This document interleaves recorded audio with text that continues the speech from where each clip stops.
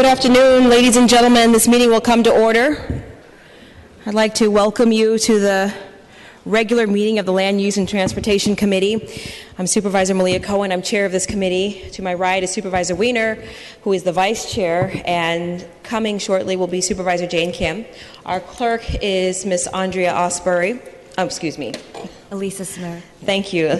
Our clerk today is Miss Elisa Samara, and I also like to thank the Mr. Jim Smith and Leo De Assis from SFGov TV for broadcasting this meeting. Madam Clerk, could you read the announcements? Yes, please make sure to silence all cell phones and electronic devices. Completed speaker cards and copies of any documents to be included as part of the file should be submitted to the clerk.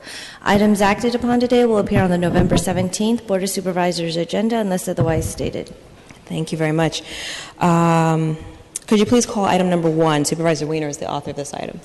Item number 1 is an ordinance amending the building and planning codes to require notice to all tenants when a demolition or merger is proposed and when a kitchen, stove, or bathroom is being removed. All right, thank you. Supervisor Wiener. Thank you very much, Madam Chair. Madam Chair, this legislation is a fairly simple but important step forward in trying to ensure that during this housing crisis, people are able to remain stable in their housing.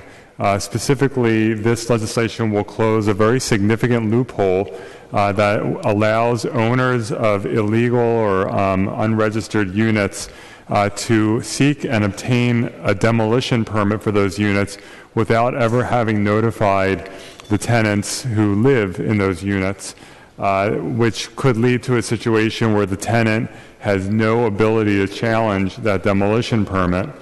We know that we have tens of thousands of illegal units in San Francisco, illegal in-law units and other types of units as well.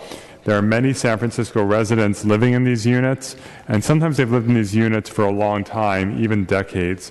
When someone is living in a home, the last thing we need is for that home to receive a demolition permit without that tenant even knowing that the permit has been applied for.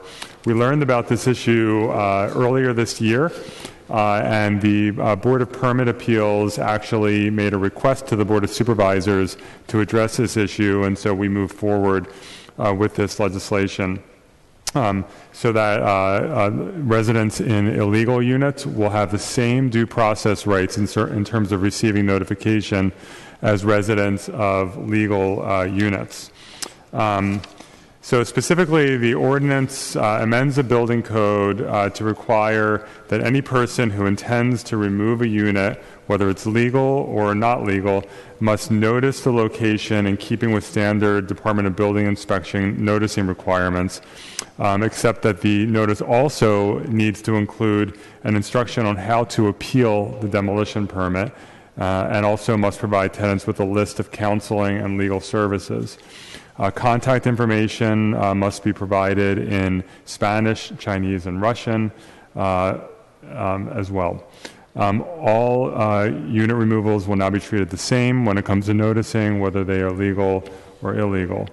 In addition, if any work on subject property includes the removal of a stove, kitchen, or bathroom, the property owner must submit an affidavit to the city indicating that he or she is not removing either a legal or illegal dwelling unit. A copy of the affidavit must also be posted prominently at the location of work. Because we know of circumstances where applicants trying to skirt the unit removal requirements, because we know of situations where applicants do try to skirt the unit removal requirements under both the building and planning codes by pursuing serial permitting. The intent of this affidavit in terms of the removal of a stove, kitchen, or bathroom is to ensure that any potential tenant is made aware early on in the process that the property owner intends to take actions that may effectively remove his or her unit from the status as a dwelling unit. I want to thank Deborah Walker and Tommy Avicoli-Mecca in particular, who have worked closely with my office in preparing this legislation. And the legislation was supported unanimously by both the Planning Commission and the Building Inspection Commission. If there are no opening comments or questions, Madam Chair, I'd like to invite up Diego Sanchez from the Planning Department, Yes. who will give a presentation. Good afternoon, Supervisors. Diego Sanchez with San Francisco Planning Department. Supervisors, on September 10th, the Planning Commission heard the proposed ordinance on noticing to tenants on demos and mergers.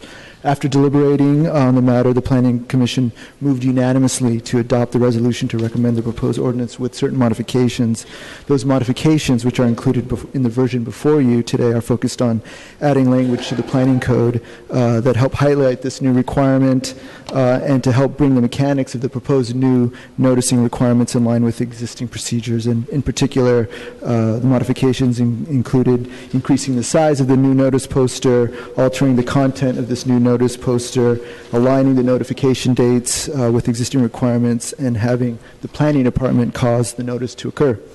This concludes my presentation, and I'm available for questions. Thank you. Thank you, Mr. Sanchez. And Madam Chair, I'd also, before we move to public comment, like to invite up Deborah Walker from the Building Inspection Commission. Ms. Walker.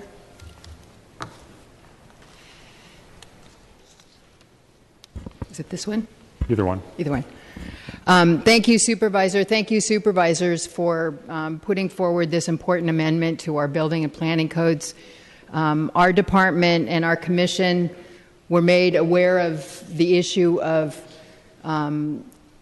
building owners notifying tenants of permits applied for and received from our department as they were receiving an eviction notice. And the Housing Rights Committee, Tommy Avocola Mecca, made us aware of the issue. We notified the Board of Appeals, who then notified you that we should have some consistent treatment and definition of what is a tenant. So this basically just provides the due process to tenants if there is an action against the building that they are living in, especially as we have many programs, the legalizing secondary units attempts that we're trying to do citywide. We have a lot of proactive programs that our departments could be notifying earlier in the process the building owners so that we can keep these units instead of demolishing them. So the point of this is to treat a tenant as a tenant. Again, I really appreciate the swift action of the board. Our building, our code advisory committee supported this. Our commission supported it. And we ask for your support of this. It's really important as we go forward with a lot of the code enforcement efforts that we are trying to do to make sure that these units are being inspected, not just by our department, but by fire and planning, to make sure that we avoid the kind of fires that we've seen happen in the past and to firm up our code enforcement process. So this is a big part of it, to make sure that people are notified. So thank you very much. Any questions? Happy to answer. Thank you, Ms. Walker. Okay, Madam Chair, may we move to public comments? Yes, let's move to public comment.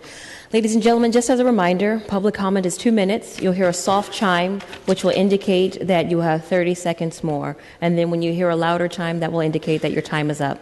So if there's any member of the public that'd like to speak on item number 1, please come up to the podium at this time. My name is Francisco da Costa.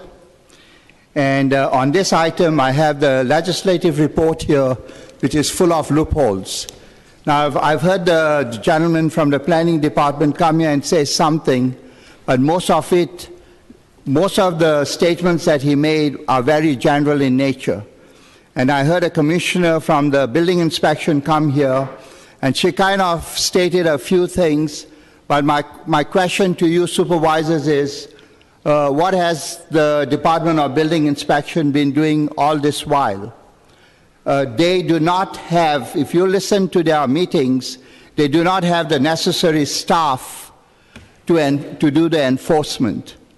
So things like this come before the Board of Supervisors or to these committees, but on such important issues, we need to have a hearing with empirical data and to find out who in this city was sleeping or who was asleep in the cockpit.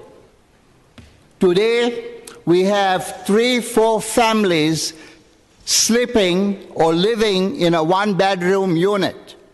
Your supervisors, with intent, because of not paying attention to a situation like what we are discussing here, have created a situation in San Francisco where quality of life issues have been brought down tremendously. So what I'm saying is this. We have the Academy of Art University, and the building inspection and other agencies are doing something about it, but can we get a report of what really has happened to the over 20,000 units that were rental units that were removed by the Academy of Art University? Can we get a report? The city attorney, I'm asking you, can we get a report? He's busy on the sideline. Can we get a report? Can anybody from the Mayor's Office of Housing give us a report on that? Thank you very much. Is there anyone else that'd like to speak on this item, on item number 1? Okay, seeing none. Public comment is closed at this time. Colleagues, go ahead, Supervisor Rayner. Thank you, Madam Chair, and again, thank you for scheduling this. Thank you to the departments for analyzing it and to the advocates for working with us on it. Again, this is a very simple measure, but one that matters a lot to the tens of thousands of San Francisco residents who live in illegal units. We need to keep people stable in their housing. People have a right to learn ahead of time if an owner is attempting to demolish their unit, and they have a right to challenge that demolition so that they can keep their housing. So, Madam Chair, I move that we forward item 1 to the full Board of Supervisors with positive recommendation. All right, thank you. All right, the motion made by Supervisor Wiener to go to the full board with a positive recommendation. This motion passes without objection. Madam Clerk, thank you. Thank you. Thank you. Could you please call the next item? Item number 2 is a resolution imposing interim zoning controls in the Transit Center District Plan area to restrict the size and height of new signs within 200 feet of the visible from an existing planning public space or public park or open space, and to restrict illumination of certain new signs. Thank you. Supervisor Kim is the project sponsor for this legislation for item number 2.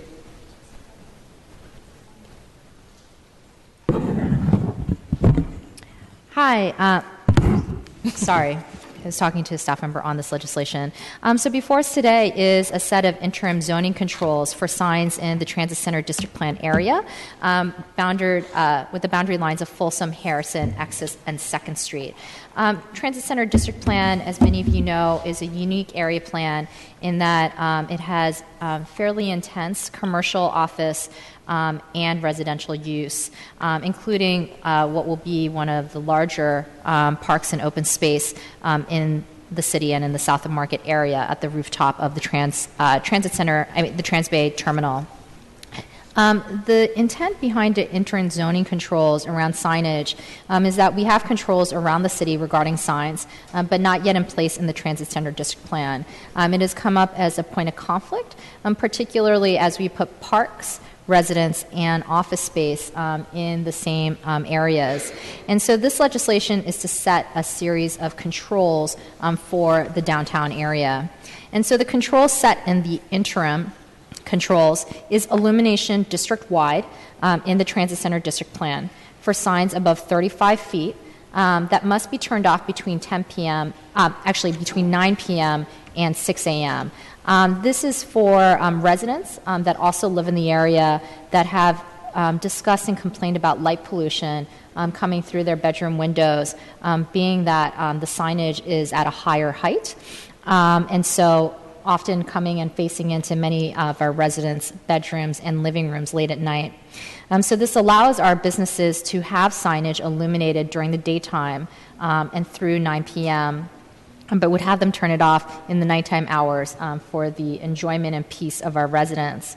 The controls also ask that new signs within 200 feet and visible from a public park or POPO, a quarter acre or larger, shall be limited to 50 square feet and located at a maximum height of 35 feet. This is in alignment with many of our city land use policies, which limit any type of advertisement or signage near open space that is owned by Rec and Park Department. And that signs facing directly onto the new city park will be limited to metal lettering with a maximum size of 50 square feet. So at this time, we have been engaging with multiple stakeholders, in particular the Salesforce Tower and residents of the Millennium, who are some of our early office and residential tenants in the area, to discuss what the appropriate time is. We have a range of times that are working. I will be proposing a compromise and set of amendments today, but prior to that, I did want to give the Planning Department an opportunity to speak on this item and also to open up for public comment. Thank you. Good afternoon, board members of the committee. Emery Rogers, Planning Department staff. I'm just here to say that as an interim control, our commission does not weigh in on these at this time, but if interim controls were to be passed, we would conduct a study and come back with recommendations for permanent controls. So we are available if there are any questions, but there's no recommendation. And Ms. Rogers, could you explain how the Planning Department came up with the times as originally proposed, from 9 p.m. to 6 p.m.?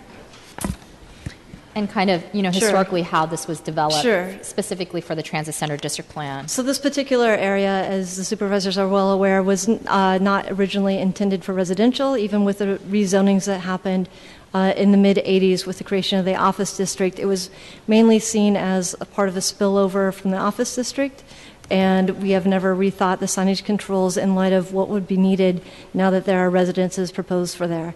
So in consultation with your staff, we looked at controls for other districts, and in C districts where you have a combination of commercial uses and residential uses, there the signage typically is turned off when the business closes at whatever those business hours may be.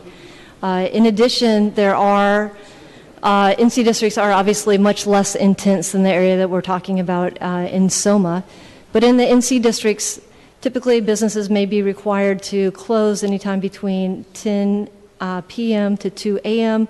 or may seek longer hours through a conditional use authorization. In any event, when the business is closed, that is typically when the signage is required to be turned off. Thank you. Thank you. I have a quick question for Supervisor Kim.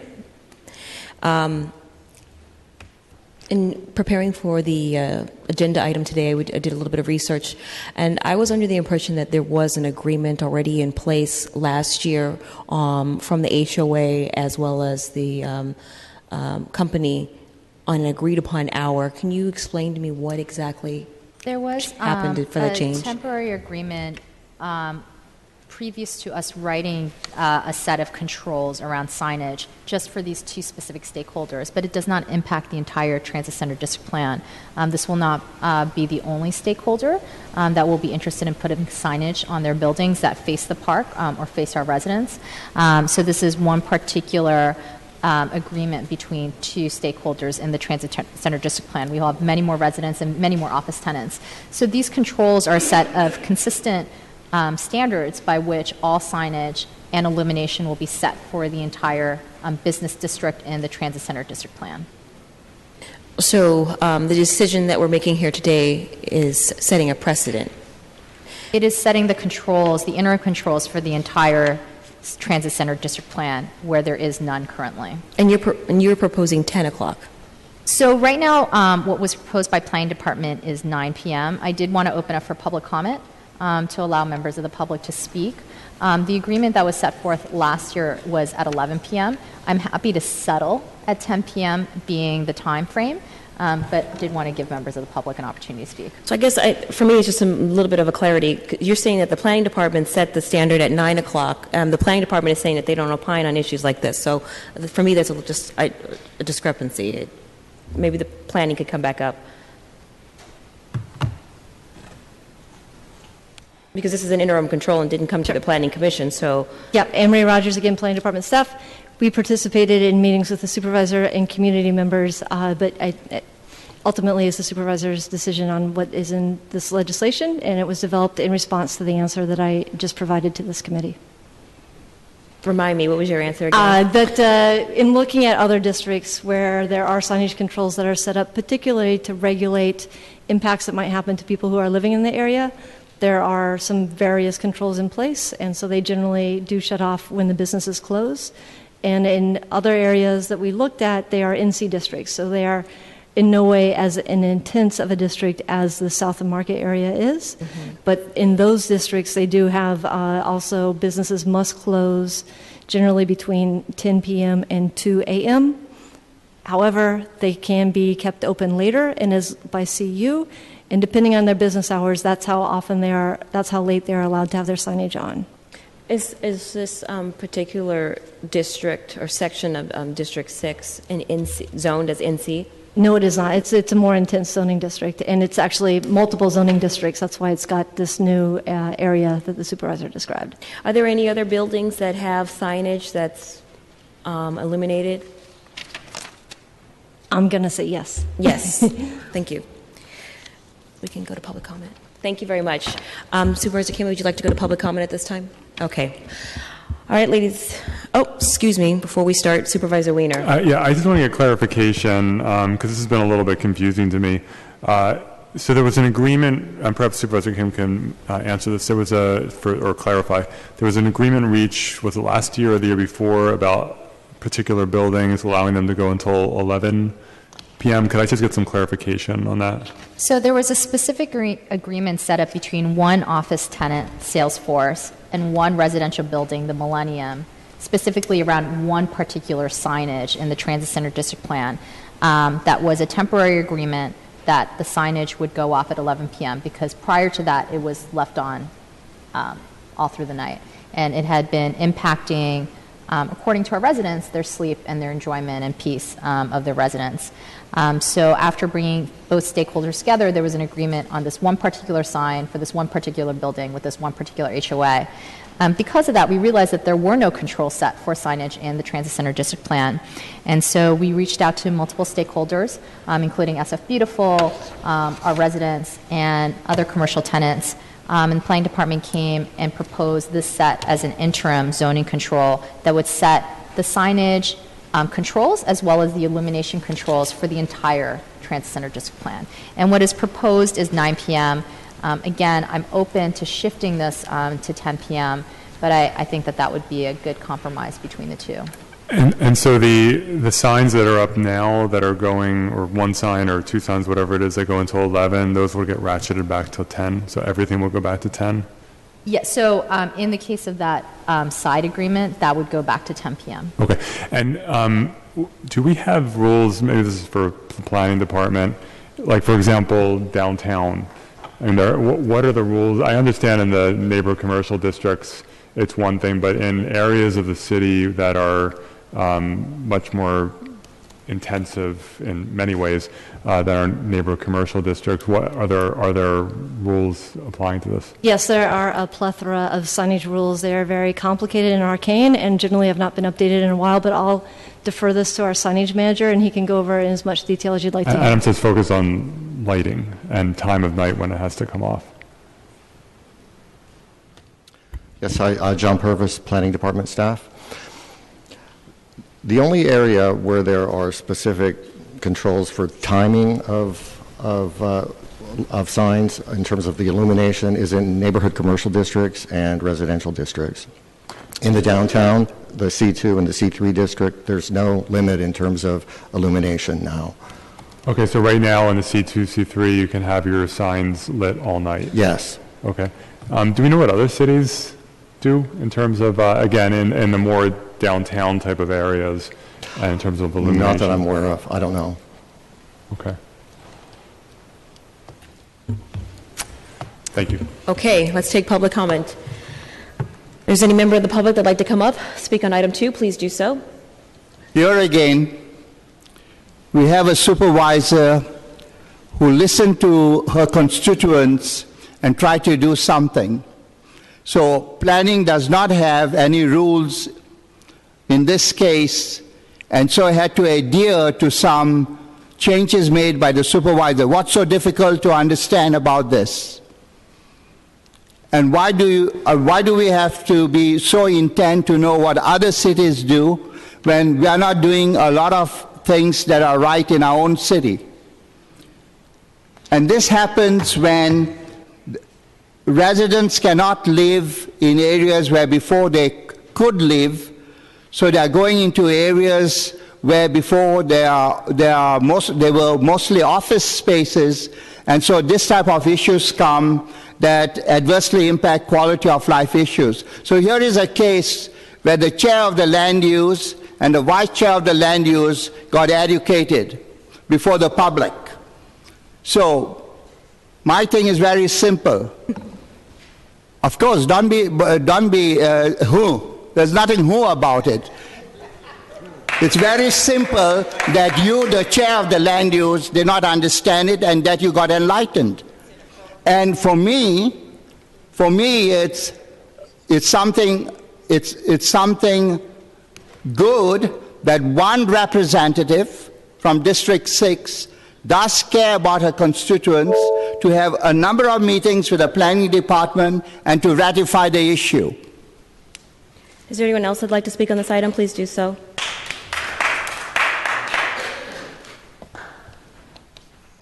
Hi, good afternoon. My name is Pablo Quintanilla. I'm a senior manager at Salesforce.com, and I'm happy to be here. I also wanted to thank you for your time, your leadership, and an opportunity to share my thoughts with you today. First and foremost, I wanted to acknowledge the City Council and the Land Use Committee specifically. I want to thank Supervisor Kim for her partnership and her collaborative partnership in this endeavor, as well as Supervisor Wiener and Supervisor Cohen. Thank you for being here. As you know, Salesforce has an impressive and major footprint in the city. We've become the largest private sector employer in the city. We have 18,000 employees worldwide, and a third of them are based in the city. We've created an urban campus for our employees to work in and operate in, and for all San Franciscans, including people in this room, to enjoy. The most important part of this for me as an employee there is really our commitment to philanthropy and to service in this city. We've given a lot of funds and a lot of money to public schools. We've volunteered for veteran services. I've volunteered for veteran services here in the city, and we've been very collaborative in terms of open space, including Transbay Park. In fact, one of the reasons I joined Salesforce initially, I was a public servant at the State Department, was because of our philanthropic model, which entails giving 1% of employee time, 1% of 1% of our equity, and 1% of our product to NGOs. So let me conclude just by stating that we're looking for a consistent policy on signage here in the city, one that entails turning off signage and illumination at 11 p.m., as previously agreed upon, in order to maintain a consistent policy for all the buildings in that area. With that, I just respectfully want to thank you for your time and for listening. Thank you. Thank you. Are there any other items?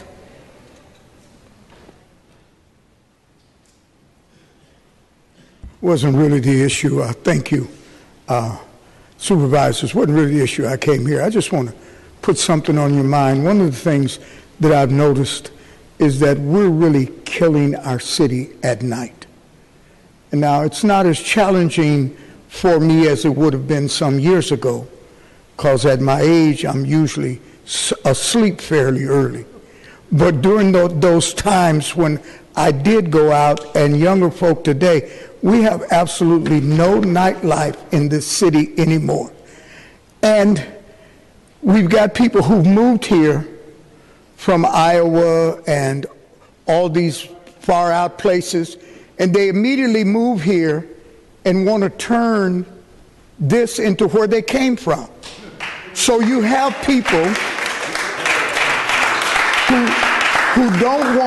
who do not want music on Fillmore Street after 10 o'clock on Friday and Saturday night.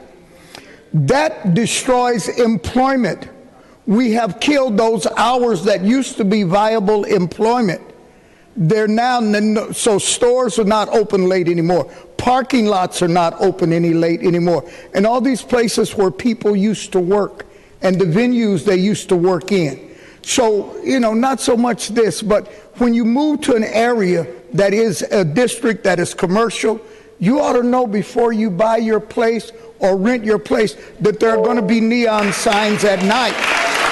And if I don't want neon signs, I'm going to move to another neighborhood. But I don't move into a neighborhood and try to change established patterns that have been established for 50 years That's why many of us are down here now, because it's all part of this gentrification issue. Thank you so much. Thank you.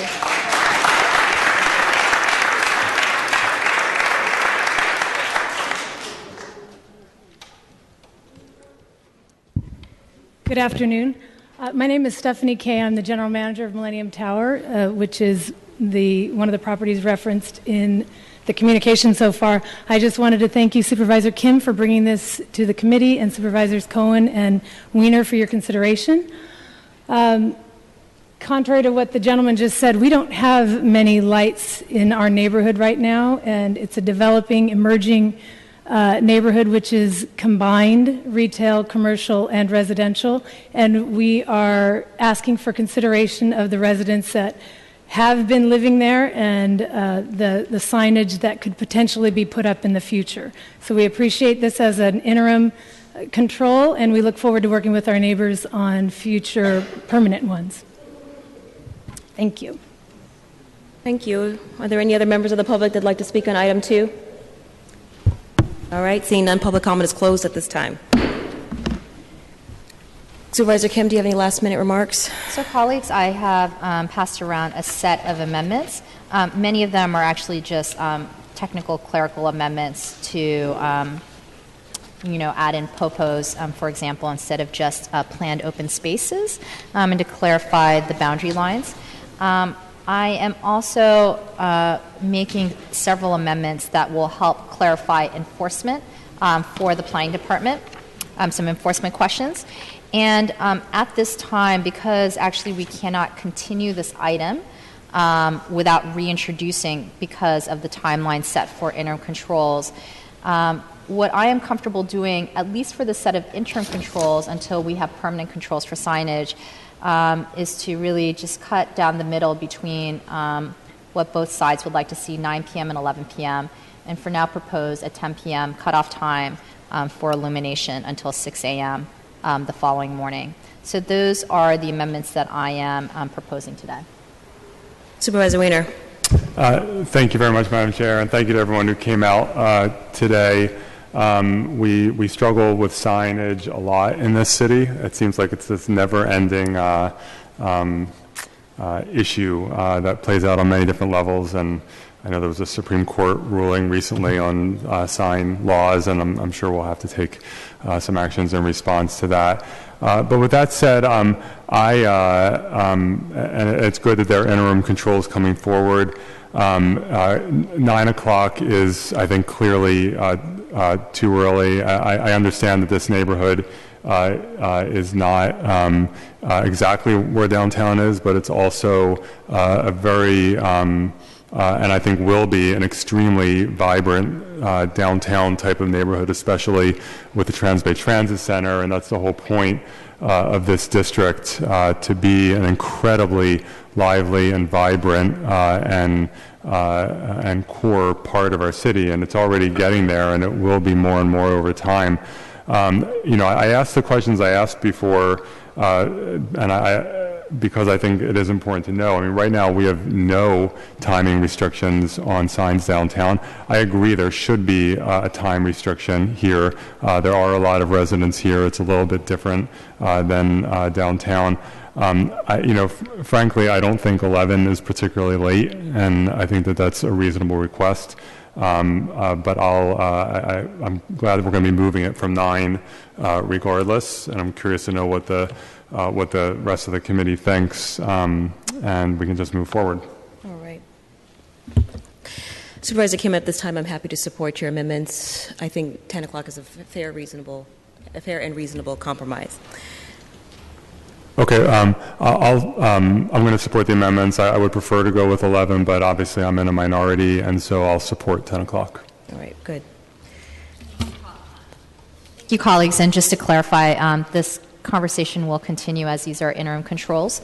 So we will continue to discuss with all parties to come up with a fair balance for how, we develop a really new type of neighborhood, which is very intense residential and office development. I think that we can figure out a way for all of us to be good neighbors and to consider both our businesses that are creating jobs and certainly giving back tremendously to our community and city, ensuring that they have good visibility here in San Francisco, but also taking into account the enjoyment of our residents that live in the area. So I appreciate your support for these interim controls, and I do look forward to continuing with all parties on the permanent sign controls for the Transit Center District Plan. Okay, one thing that I do want to note that that this item is will be agendized as a committee report to and be sent to the full board. So I want to, Supervisor Kim, if you could make a motion to specify that.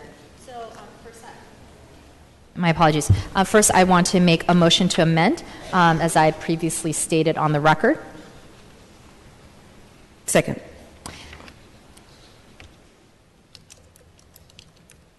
So we can do that without objection? Without objection, yes. Okay, thank you. And then, and I'd like to make a motion to move this forward with recommendation as a committee report. All right, and without objection, that motion passes. Thank you very much. Congratulations. Thank you.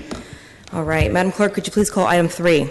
Item number 3 is an ordinance amending the administrative code to clarify existing preferences and allocating city affordable housing units, first to certificate of preference holders, and second to tenants evicted under the Ellis Act, create a third preference for residents where affordable housing is located, create additional categories, and provide preference to displaced tenants. Thank you. And ladies and gentlemen, I just want to acknowledge that Supervisor Breed has joined us for this item, item number 3. Supervisor Breed, did you want to offer opening comments?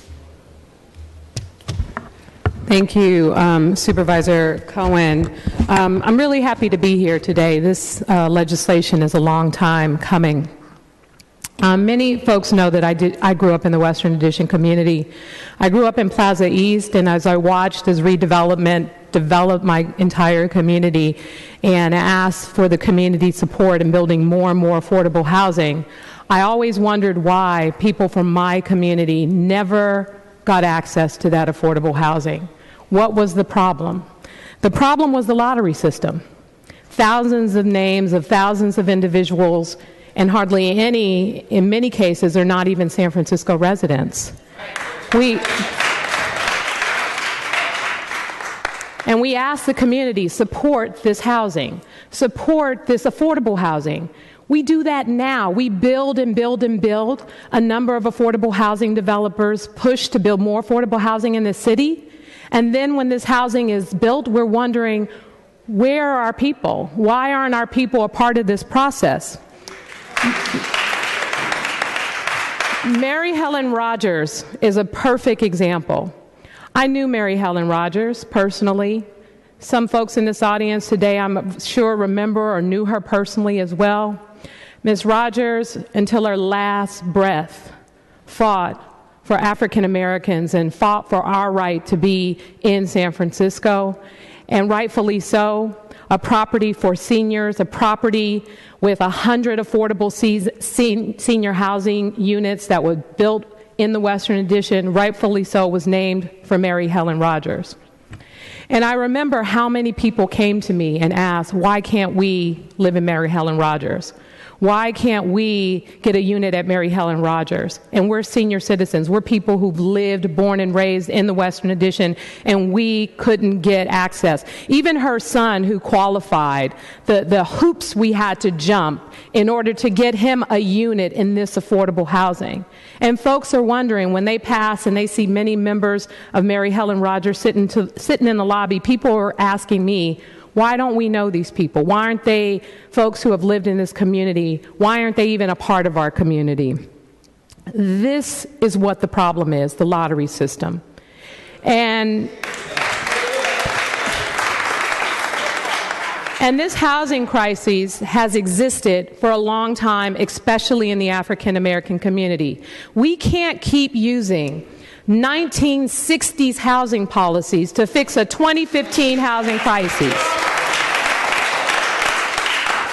We have to push the envelope and ask for forgiveness instead of permission. This step of neighborhood preference should have been done a long time ago. I took a trip to New York and found out that in New York, as far back as they can tell, they have been doing a neighborhood preference in New York since the late 1970s. Policymakers in this city over the years know that New York was doing this neighborhood preference. At a time when we were building in the Western Addition, at a time when we were building and still building in the Bayview Hunters Point, why? Why no neighborhood preference? When the affordable housing that was built at Providence, why no affordable housing? When many of those church members at Providence qualified for that affordable housing, why could they not get access to that affordable housing? Steps should have been taken in the past, and unfortunately they weren't. And that's why we're here today, trying to deal with a lot of the mistakes of the past through legislation. It is not an easy thing to do. There's a lot of pushback, there's a lot of challenges, there's a lot of federal and state laws that make it challenging, but again, do we do nothing? No, we can't. This is why we have to move this legislation forward. The people of our community deserve this, and as I said, steps should have been made in the past in order to move this forward, and now, sadly, we are trying to prioritize people who have already been displaced. But there are still people here in San Francisco. There are still people who, kids are growing up here, who want to still live in San Francisco and who qualify for this housing. And I want to thank the folks who have taken this bold step, because I will tell you, there are a lot of people out there who don't want to see us push this forward, who don't want to support this legislation, who are fighting us behind the scenes to make sure that this legislation doesn't pass, and we are going to do everything we can to not only push 25%, but to move it to a higher percentage. And today, I know that Supervisor Cohen has an interest in moving the dial up from 25% to a higher percentage. I want to thank the Mayor's Office of Housing for working to put together this legislation, which I and Supervisor Cohen have been pushing for, especially since I've gotten to office. I want to thank the mayor for finally having the courage to step up to the plate and push for this legislation as well. And I want to thank co-sponsors Supervisor Scott Wiener and Supervisor Christensen. But I also want to add that what is missing in this legislation is not just a higher percentage for neighborhood preference. What's missing in this legislation, and I have asked the city attorney to include this and to work on language to include this with my office, is the history of what redevelopment did in the Western Addition as a basis for having this legislation in the first place. I also noticed that in the legislation that HUD properties and certain housing authorities were excluded as neighborhood preference, and I wanted to make sure it was clear why they were excluded. Again, we have a lot of work to do, and we have made a lot of mistakes in this city as it relates to protecting our communities, and especially protecting the cultural significance of our communities. And part of how we're going to do that is we got to take really bold moves in that correction. And this legislation is a bold step forward in the right direction. I look forward to hearing the comments of my colleagues. I look forward to moving this item forward. I look forward to increasing the percentage of neighborhood preference, and I also look forward to hearing from members of the public here today. Thank you.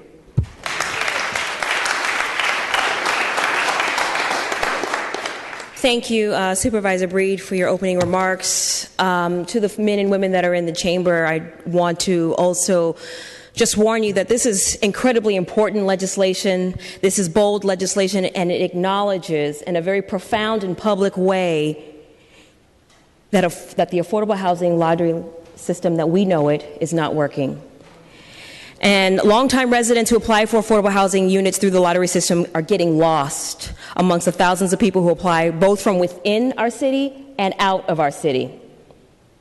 I want to recognize some of our other community partners that are here today that have been dedicated. Kathy Davis has been instrumental.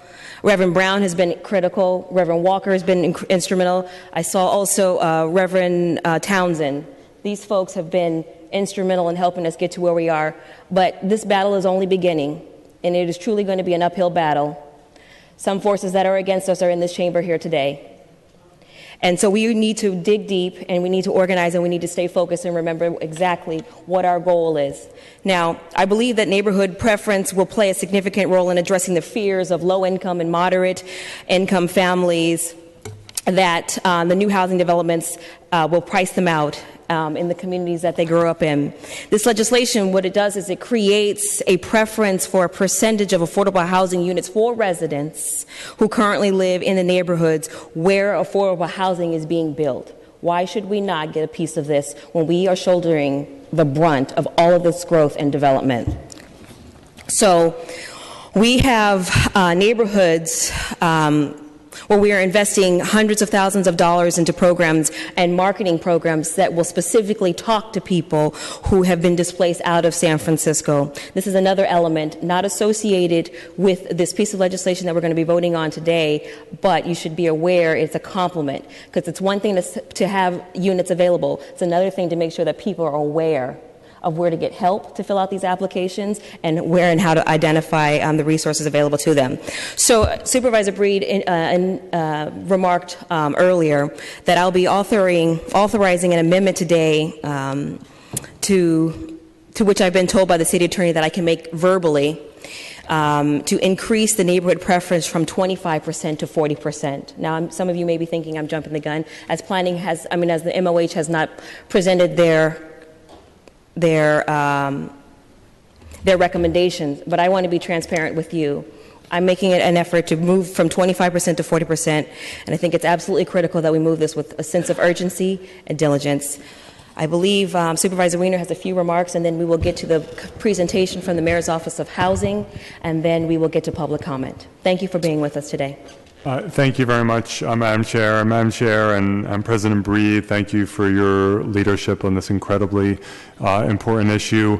We are, of course, in just a terrible housing crisis. We don't have enough affordable housing. We're doing everything we can to accelerate the production of affordable housing. But then it's not enough just to build the housing. We need to make sure that our residents actually have access to that housing, and that residents in all communities have access to that housing.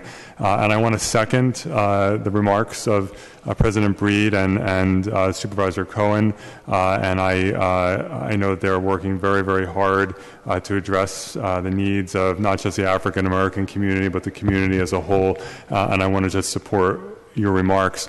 I do want to add that in the LGBT community, we have really struggled with affordable housing. Not enough of it has been built in our community, and there's not enough awareness about how to access the system, our overly complicated affordable housing system, and we're working very hard to change that. I obtained funding in the budget last year to create a program to help raise awareness within the LGBT community about how to access effectively affordable housing.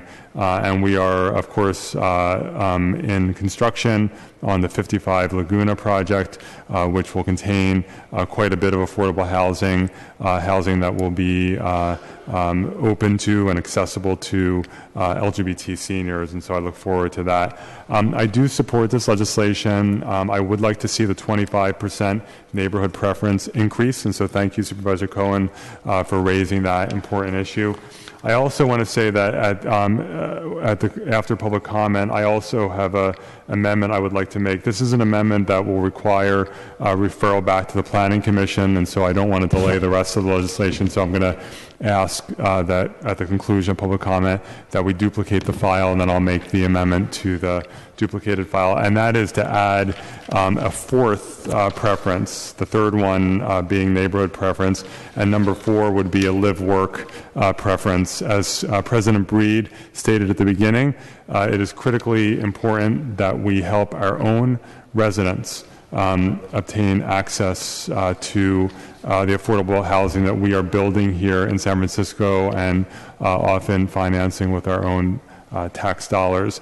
Right now, we do not have a live-work preference, and particularly when I learned that the Mayor's Office of Housing and Community Development is quickly transitioning to an online application process, and typically we all celebrate having online access so people can apply either in person or online to give people options, make it as easy as possible. But I'll tell you, I had an immediate concern that by doing that, we would make it so easy for people who were in various parts of the country or around the world that want to live in San Francisco to apply for affordable housing here. And of course, we welcome everyone to come here, but when it would dramatically increase the pool of people applying for our very limited affordable housing stock to the detriment of our own residents. And so I think it's important to explicitly have in our municipal code a preference for accessing affordable housing for people who live or work in San Francisco. And so I will be making that motion to a duplicated file at the conclusion of public comment. Thank you. Supervisor Kim. Thank you. I just wanted to add my overall support for the legislation. As many of you know from the Housing Balance Report that came out 2 weeks ago, 54% of all of San Francisco's affordable housing is being produced in District 6. So this clearly has significant benefits for the residents of the South of Market, Tenderloin, and Treasure Island. And certainly our residents support getting additional preference to stay in the neighborhood that they have grown up in, to continue the services that they have, and also to remain a part of the community that they have often lived in a long time. As representing a district that does produce over 50% of all of San Francisco's affordable housing, I do, have some overall concerns about what this means for residents that are looking and applying for affordable housing throughout the rest of the city, which is why I want to make sure I support the 25% preference, but as we talk about increasing up to 40%, while of course that would certainly benefit our district residents, I do want to have a better sense from the Mayor's Office of Housing what the impact could be. Of course, it matters who applies. So if no one from the neighborhood applies, then the 25% or 40% preference doesn't matter. You have to apply to even be able to get the preference. And I think just as important as a preference, of course, is the funding to make sure that we are doing the outreach and people are getting their applications in order to even qualify for the preferences that would be in place. But I just wanted to state early, I definitely support a 25% preference. I am open to going up on that percentage, but I do want to understand what the impact throughout the city would be. I know, in particularly, I hear a lot of we have significant low-income communities and population in District 4, for example, where we're building almost zero affordable housing currently. And so not to say that we don't want District 4 to build more affordable housing so the residents can be able to gain that type of neighborhood preference, and maybe this would incentivize the production of affordable housing in other districts. But I just want to make sure that we aren't having unintended consequences. And I know that, of course, there are some conversations in terms of how this may impact some of the court's perceptions about disparate impact on protected classes, and I'm curious what the Mayor's Office of Housing Analysis shows regarding that if we were to increase this beyond 25 to 40%. So again, I'm open to increasing the percentage. Again, this would dramatically benefit the residents in the district that I represent. Certainly with the major 5M development and the Giants development that's coming before the board both this month and next June, our residents do want to be able to get preference in those units, and those will be major projects that will be building, large sums of units here in District 6. And I think it's important that we are able to keep people in place in their neighborhoods and communities protected. Finally, a question that I had from Mayor's Office of Housing is a question of how many non-city residents apply for affordable housing in San Francisco, and what percentage of them get in. Because more than anything, I want to make sure that our San Francisco residents do get preference, or not get preference, but are the overwhelming beneficiaries of the affordable housing that we're building here currently. Thank you. And with that said, we'll transition to the presentation from the Mayor's Office of Housing. Good afternoon, Chair Cohen, Supervisor Kim, and Supervisor Wiener. My name is Menica. I'm actually planning staff, and I'm just going to provide an overview of the legislation, and then Sophie Hayward and Charles McNulty are here from Mayor's Office of Housing to answer any questions you may have. So the Planning Commission held 2 hearings on the preference legislation, one on September 24th and the second on October 22nd, to clarify preferences for affordable housing units. The proposed legislation contains 2 sets of proposals for preference for citywide affordable housing. 1, a new neighborhood preference for applicants from the geographic area NERA project, and 2, an expanded definition of the displaced tenant category to receive priority. The resolution passed by the Planning Commission would split the ordinance into 2 separate pieces of legislation. One piece would focus on the displaced tenant category, while the other would focus on the neighborhood preference. And the Commission's proposed recommendations are as follows. Remove the proposed amendments that would expand the existing displaced tenant preference beyond the preference for tenants evicted under the Ellis Act. A separate piece of legislation should address the displaced tenant preference and would be sent to the Planning Commission for its review. The second one was to approve the neighborhood preference at the supervisory district plus a half-mile buffer from the selected project, and to keep the preference at 25%. The half-mile buffer would include any parcel touched by the half-mile radius. And the Commission also asked the board to consider a geographic boundary smaller than the supervisory district, and recognize that there continue to be no changes to the COP program, but that the new structure from the proposed legislation related to housing preference for affordable housing units be retained. So the ordinance provides a new neighborhood preference for residents living in the neighborhood where the affordable housing units are being built. And then Mayor's office is here to do a brief overview.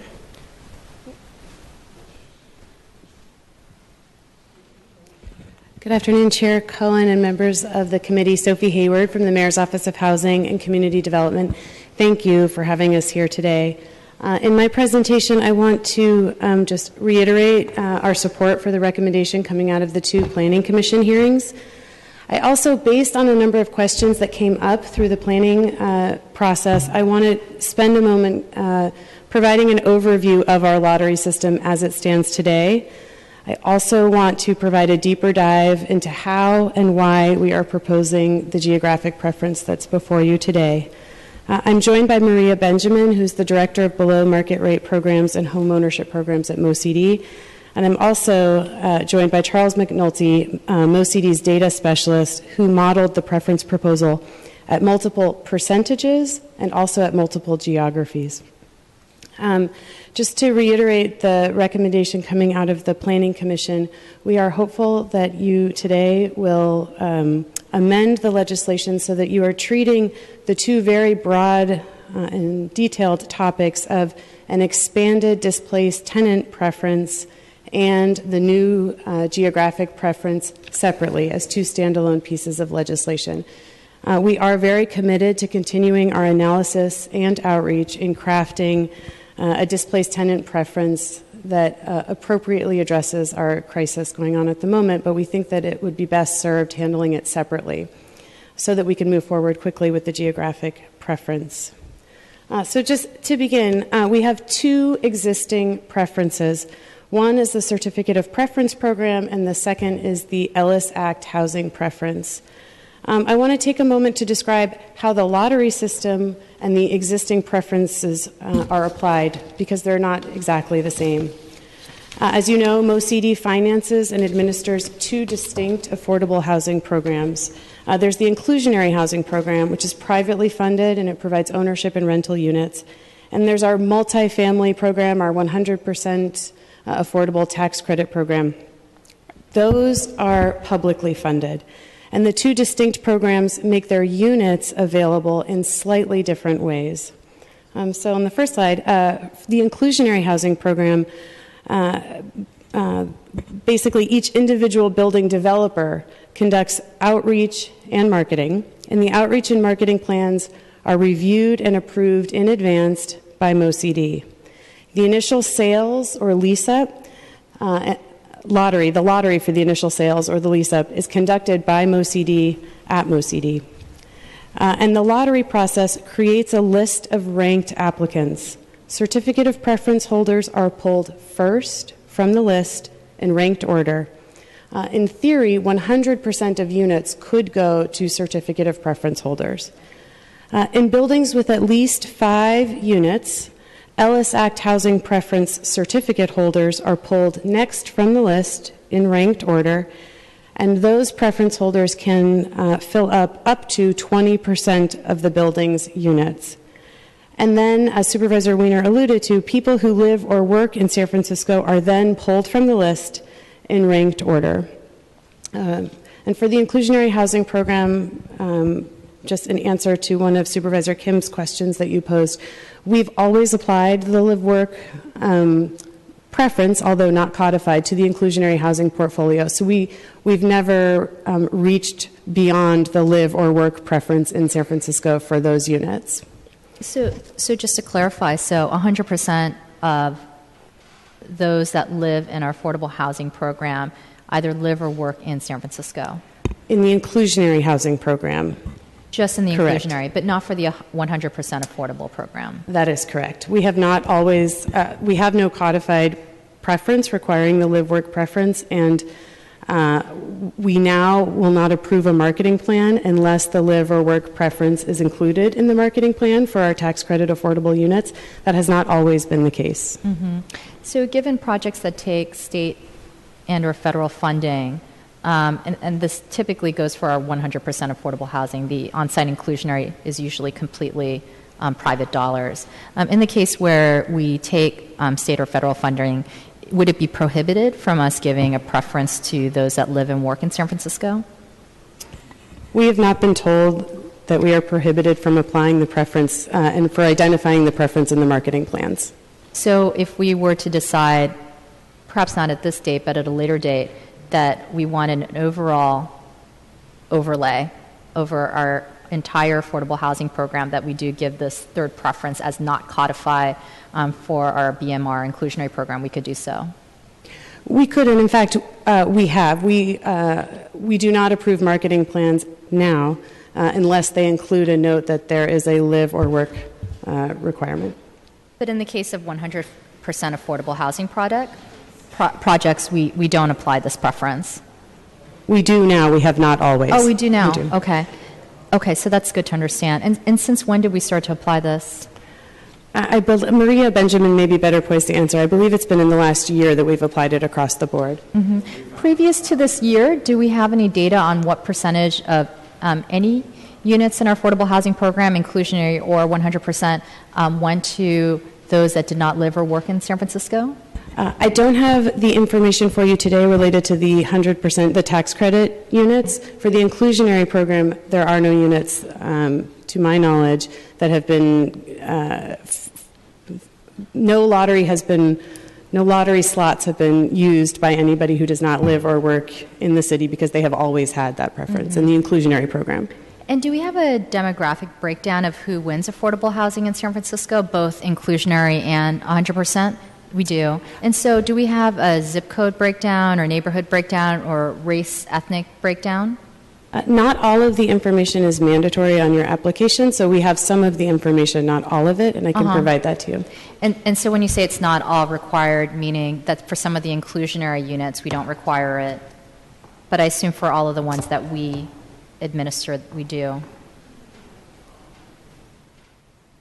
Thanks, Marie. We have the information for the inclusionary program, but not for the tax credit affordable program. Right. It would be great to get that information. I'm just curious, in terms of, what we are trying to solve for, who is actually winning affordable housing units, because we certainly want that to be equally distributed. So if we see that certain zip codes or certain demographics are not winning affordable housing units proportional to their numbers in San Francisco, clearly then, there's some fixes that we need to make, or we need to do more outreach or fund more investment to make sure that these communities or neighborhoods are applying and getting in and winning affordable housing. So even if there is a neighborhood preference, that they'll be able to get that a preference because they're in the lottery pool. I can certainly get back and provide that information to this committee as a whole.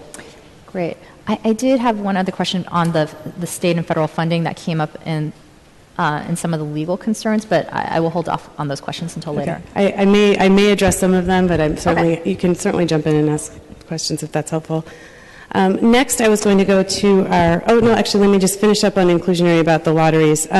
For each re-rental and resale. Sophie, excuse me for a second to interrupt. Supervisor Weiner has a couple remarks. And then followed by Supervisor Breed. Sure. In terms of demographic breakdown, does the Mayor's Office of Housing and Community Development collect data about the percentage of residents of affordable housing who are LGBT? I think I know the answer, but I'm asking. I don't believe we do, but I will check with Maria. You don't.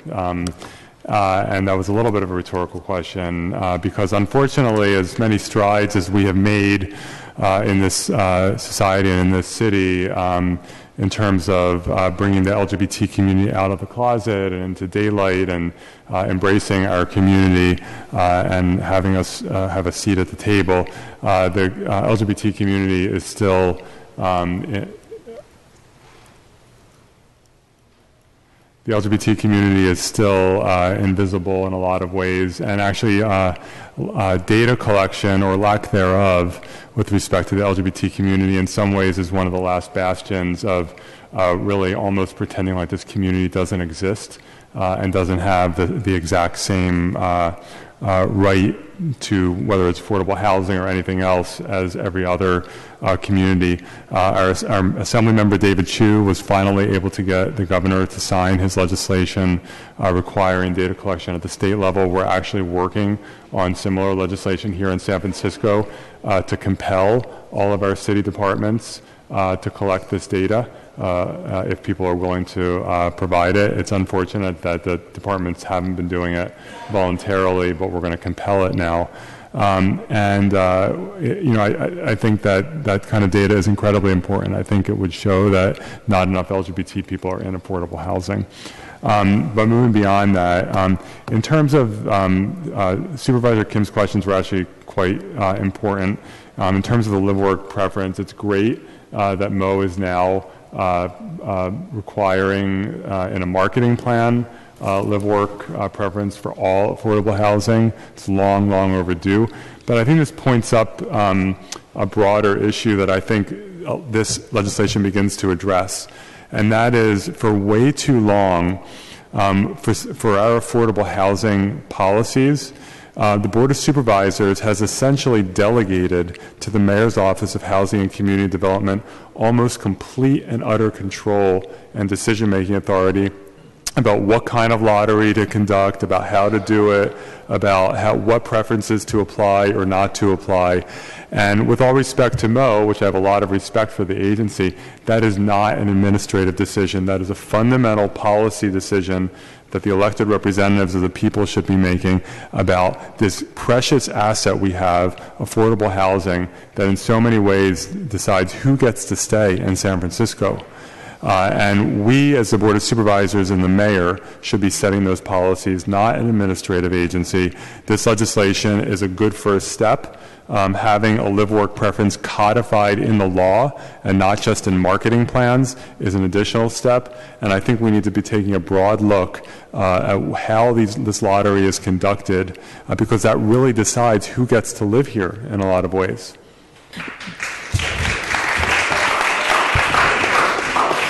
Supervisor Wiener, also not only the lottery, but also codifying a marketing plan. Maria Benjamin and I have been working for the last almost year on exactly codifying the marketing strategy, who we're talking to, what languages we're speaking in, where we're advertising. I think that's just as significant. President Breed. Thank you. Ms. Hayward, can you share the demographic information with us in your presentation? I'm not sure that we have the demographic information for the inclusionary housing program and not for the 100% affordable program. I'm not sure that I have it with me today, but I will take a look to see if I have it here.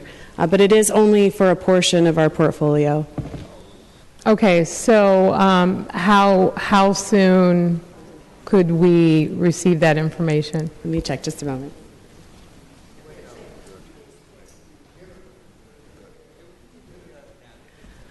We have it, so we could come back. I know that some of the amendments discussed today may require waiting 1 week, so we can be back next week and present the demographic information that we have. I just want to reiterate that the information that we have relates only to the inclusionary housing portfolio. Yeah. Definitely, but I also think it's important to share and also get an idea of zip codes and other information so that we can get a understanding of who's in this affordable housing because, clearly, regardless of what the data says, I think the data is going to match what I'm actually physically seeing in a lot of these properties and that many of the folks who actually live in these communities are still not getting access to the housing. So it'd be great to see that. And it'd be great to really have a better understanding and maybe some examples of the properties. Mary Helen Rogers is a perfect example. The Ray and Julian Richardson building and other affordable housing units that were probably newly built could be really great examples of places that I would want to see demographics for specifically, even if you share with us information citywide. Thank you. We could do that next week.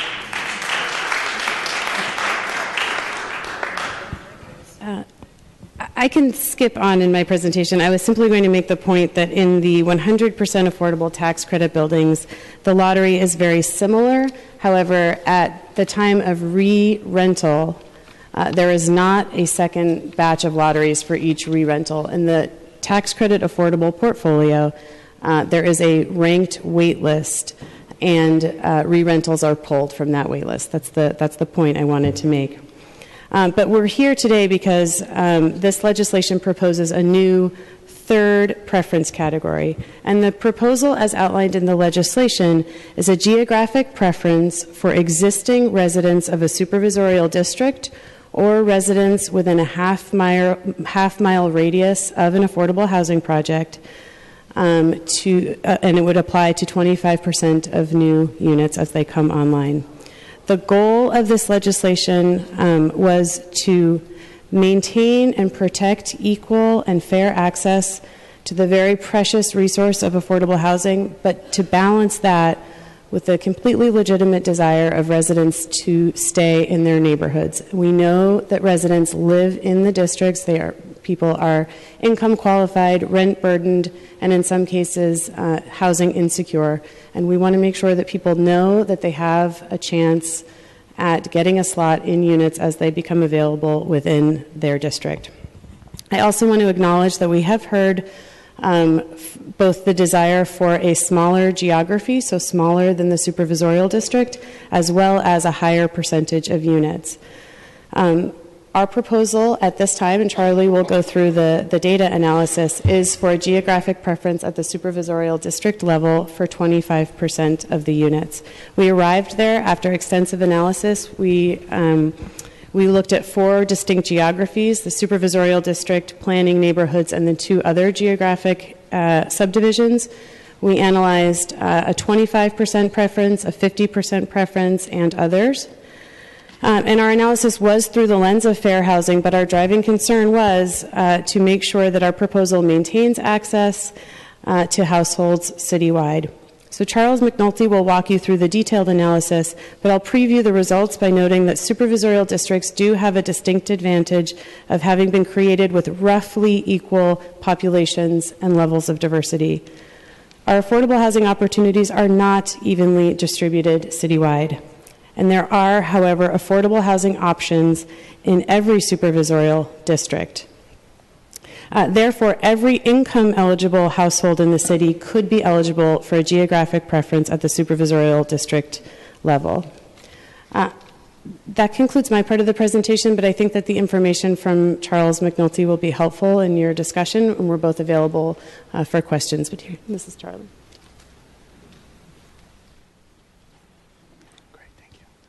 Good afternoon, supervisors. My name is Charles McNulty. I'm a program development and data specialist with the Mayor's Office of Housing and Community Development and the staff person responsible for modeling the neighborhood preference. And this afternoon, I'm going to give you just a very brief summary of that analysis, touching on the 4 geographies that we evaluated and then turning next to the actual disparate impact analysis. For the neighborhood preference, the Mayor's Office of Housing identified and evaluated 4 sets of geographic boundaries. These are geographic boundaries that are commonly used across city departments, including ours and the planning department. These include supervisorial districts, planning neighborhoods, planning districts, and what we call city analysis neighborhoods. Looking first at supervisorial districts, which is on the left hand of your slide, we have 11 subdivisions, and these are drawn by the Department of Elections Task Force after each decennial census in order to copy your presentation.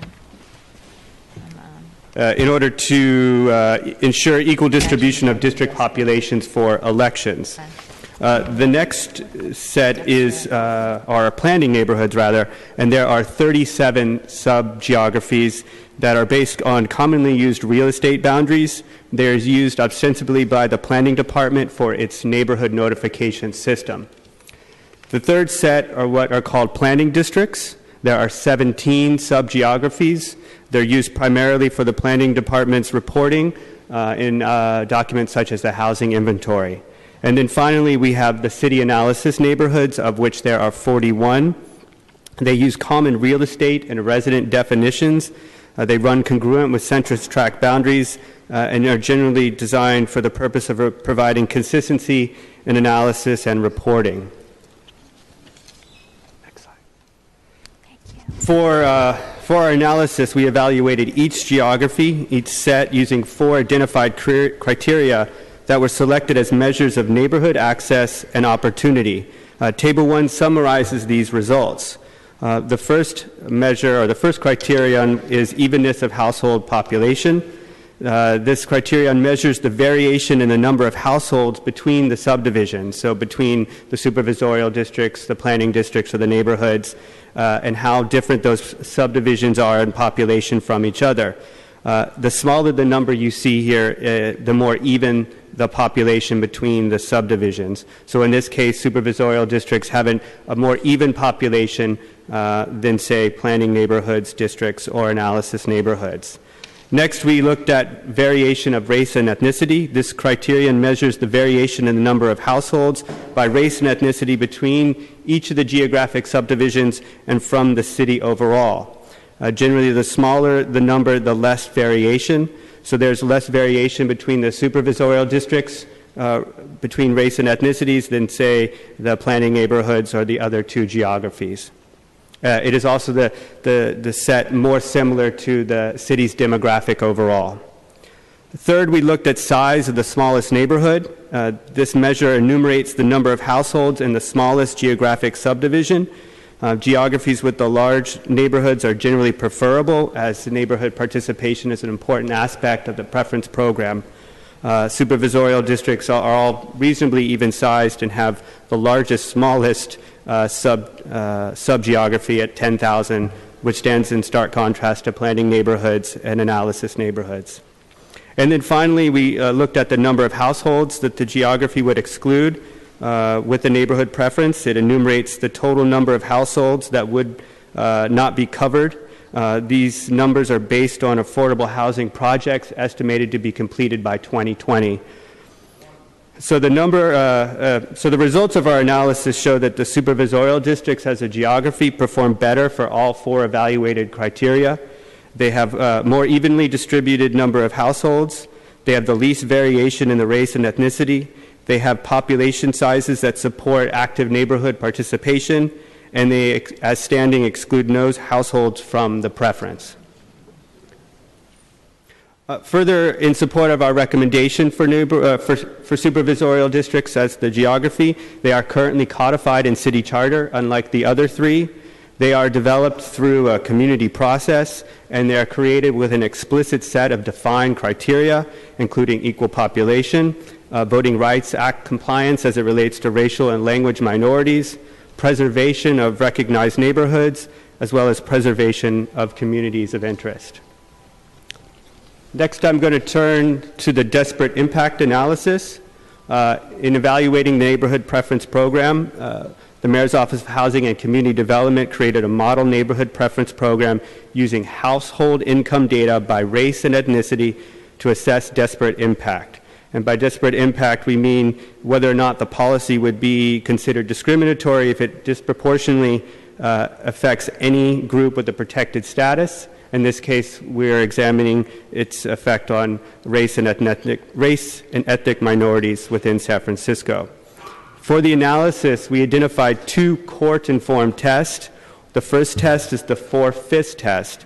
The 4/5 test measures whether a selection rate of a minority group, of a minority race or ethnic group, is less than 4/5, or what is 80%, of the selection race for the largest race or ethnic group. A selection rate that is less than 80% will generally be regarded as evidence of an adverse impact. The second test is what's called the standard deviation test. It measures the mathematical probability of a non-biased selection system by statistically evaluating the difference between what we see and what we expect to see. Results generally greater than 2 to 3 standard deviations indicate a possible selection bias.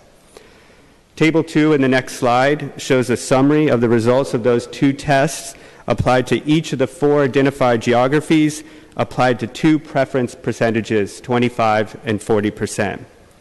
For the 4/5 test, I'll direct you to columns 1 and 3. The matrix enumerates the percentage and the number of tested rates that actually fall below 80%. With a 25% preference, you'll see that no geography falls below that 80% threshold. With a 40% preference, however, approximately 30 to 40% of all subdivisions for each of the 4 tested geographies fall below that 80%. Turning to columns 2 and 4, for the standard deviation analysis, the matrix enumerates the percentages and the number of geographic subdivisions greater than 3 standard deviations. With the 25% preference, supervisorial districts have only 1 subdivision with greater than 3 standard deviations. In contrast with the 40% preference, the number of subdivisions greater than 3 increases to a range of 7 to 15%. In our opinion, the results of this analysis support our recommendation of a neighborhood preference at 25%, in that no race or ethnic group is selected at a rate of less than 4/5 or 80%, and it is the preference definition least likely to result in a biased selection system. Based on the analysis of the geographic and disparate impact, a 25% preference using supervisorial districts as the boundaries, combined with a half-mile project buffer, best creates enhanced opportunity at the neighborhood level without excluding households because of their geography or because of their race and ethnicity. Thank you.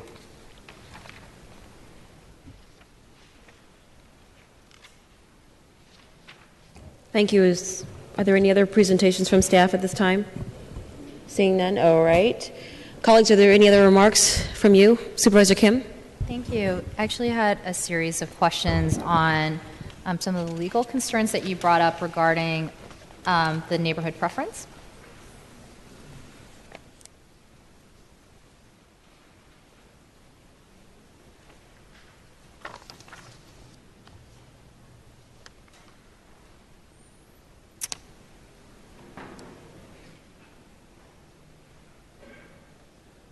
Oh, sorry.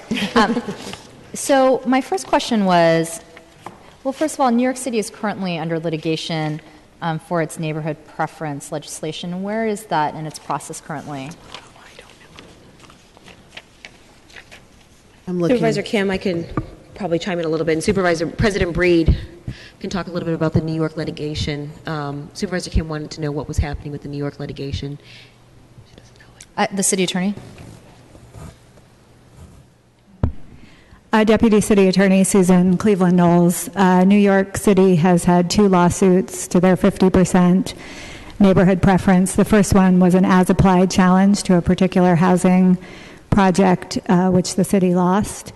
The second piece of litigation was filed very recently, probably about 4 months ago, and there has been no briefing or action in that case that I know of.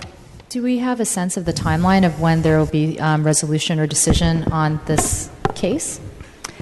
Probably in the next 6 months. There might be some court hearing, but we can look into that. I'm not exactly sure of the schedule. Okay. And that second piece of litigation is on the policy as a whole. Okay. So my next series of questions was just on the federal and state funding issue.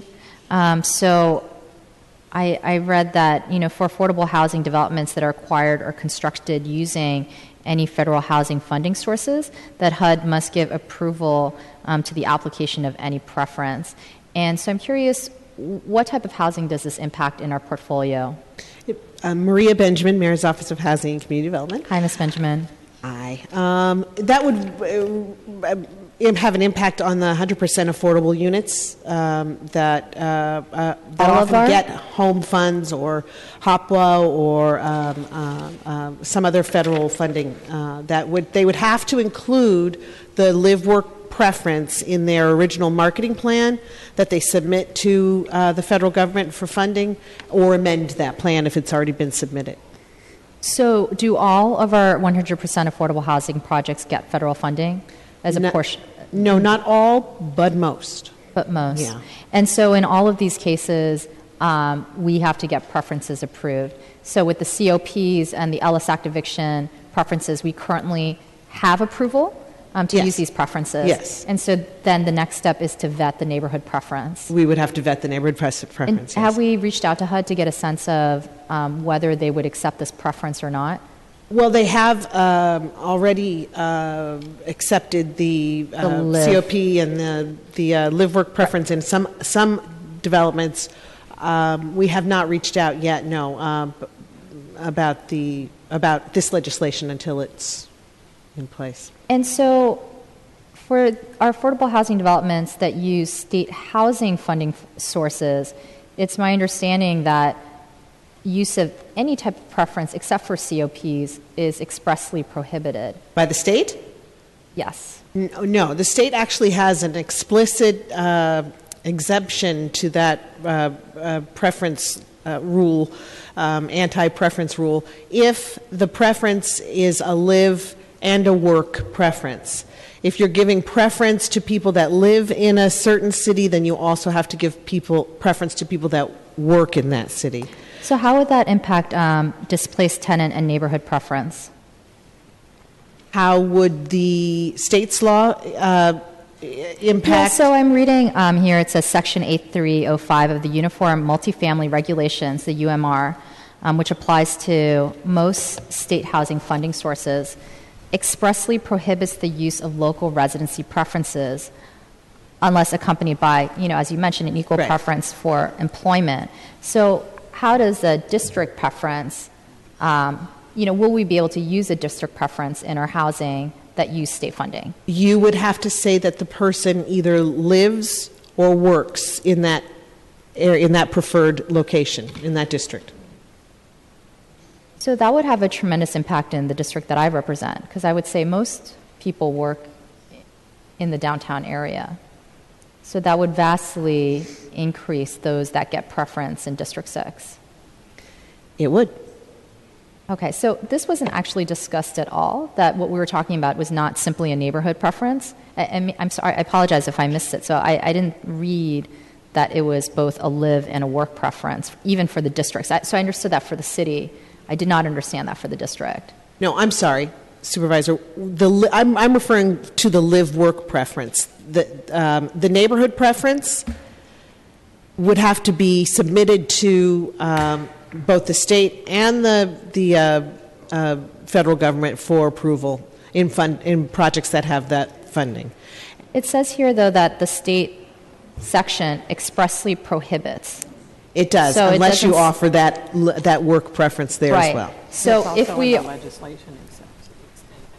right, so, but I guess it's not made clear to, I think, members of the public that this is what would then naturally, or the next step would happen. So when you're talking about housing that gets state funding, and we request this preference to be given, we will only be able to apply this preference if it is live or work in the district. Yes, for those buildings that get state funding. I think that needs to be really clear. I want to also, though, make it clear that that's separate than federal funding. Most of the 100% affordable buildings do get federal funding, but few get state funding. So that was actually my next question. How many projects get state funding? Yeah, not as many as, and I'm sorry, How I don't many? have those. Which I don't have buildings? that with me, but I can give you numbers on how many get state funding. I but think it it's is really far important to have those fewer. numbers at Land Use Committee when we're making policy decisions around, what the impact is. So actually, at this committee, I would like to know which buildings get state funding and which in the pipeline are getting state funding. So before this goes out for vote, I would like to know what that is. That would be fine. Yeah, we'll make sure we get that to you. And I guess going to my final question, this was on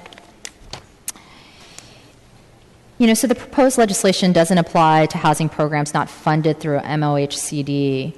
And so this includes, but is not limited to, programs that are funded exclusively by DPH and HSA. Are these, for example, like the DISH buildings in the district where they have DPH staffing? What is, I guess, the universe of buildings that are under 100% under DPH and HSA? I might not be the best person to answer that question. Sophie, do you have any? I know that there are. I don't know of any buildings that have strictly that type of funding without any kind of support from the Mayor's Office of Housing and Community Development. But it would be great to get a list again before the vote of which programs are exclusively funded by DPH or HSA. And the final is that any new housing that's currently being developed through or funded exclusively by OCII. And so I'm curious what is under that as well. OCII is, their developments are primarily in the Shipyard and Treasure Island. Treasure Island is not under OCII. I'm sorry. I know Transit Center District Plan, Mission Bay, and Shipyards are the 3 project areas under OCII, but are their housing all 100% funded exclusively by OCII, or do they get a mix of other funding as well? Typically, they're all funded by OCII. Okay, so any affordable housing built in the shipyards will not be able to use neighborhood preference. The OCII Commission would have to approve this preference, Separately. And they are very anxious to approve it as well. So they can actually have this preference. It just has to get approved separately. Right, exactly. And so we'll be able to do that for the Transit Center District Plan and Mission Bay as well. They will. They're very looking. They're anticipating this legislation. Great. I think the big thing is just if we could get the answer on the state grant. I mean, one of my concerns is, diluting the neighborhood preference. So if we have a neighborhood preference in place, but, 70% of residents work in District 6 in the south of Market, in the downtown area, including people that live very far from San Francisco, that they would automatically get preference in all of District 6 affordable housing portfolio. And I think that would actually be counter to the amendment that's before us today.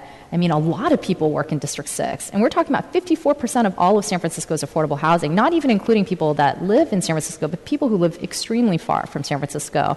So I want to make sure that if we have a preference for those that work in the district, which is actually going to the largest pool of affordable housing, that we're really looking at making sure that San Francisco residents are able to get in to those programs. We'll make sure we get the numbers of buildings that are being developed that would require that to you by next Great, week. thank you. Because in that case, I may ask the authors to consider, maybe even slicing out those buildings that get state funding. Again, I think it's important to figure out what the universe of those buildings are. Right. President Breed. Thank you. I know that we're anxious to get to public comment, but I have information about inclusionary and 100% affordable housing that I just want to share. And this is why, as far as I'm concerned, this is so significant and why we need to do a neighborhood preference. Between 2008 and 2014, the affordable housing units that have both been sold and rented, the demographic information includes whites, 264 units, Asian Pacific Islander, 615 units, Hispanic, Latino, 145 units, and African American, Black, 62 units. There's also the other category of 47 and an unknown category of 193. And this is totals from 2008 to 2014, which includes both rental as well as ownership. And these are the kinds of numbers that, sadly, I see in a lot of our affordable housing developments, and is why I am frustrated with this whole lottery process and why we need to move a neighborhood preference forward. Madam President. May I clarify that those are only the inclusionary units? I said that. Oh, I'm sorry. Okay, thank you. Thank you. I agree. All right, Ms. Benjamin, thank you very much for your presentation. Are you guys ready for public comment? All right, ladies and gentlemen, public comment is open on item number 3. Please line up over here. Remember, you have 2 minutes for public comment, and you'll hear a 30-second soft chime. Excuse me, sir. I'm first. Sure.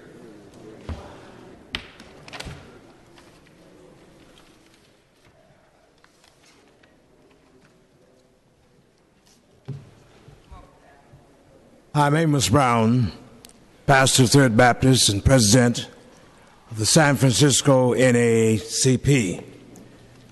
First of all, Madam Chair, I should like to commend you, Supervisor Breed, Weiner, for advancing this legislation along with, as I said earlier, Madam Chair, that included Supervisor Cohen.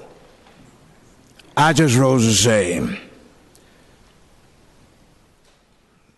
that in 1810, Theodore Parker, a transcendentalist, said, "The arc of the moral universe is long, but it bends toward justice." The arc of the moral universe is long, but it bends toward justice. 1810. It was Dr. Martin Luther King who popularized that quote of Theodore Parker. I want to wrap this thing up by saying, since on January the 12th, 1865, we were promised 40 acres and a mule. And that moral arc of the universe has had a long time bending. So why not every member of this Board of Supervisors just do the right moral thing?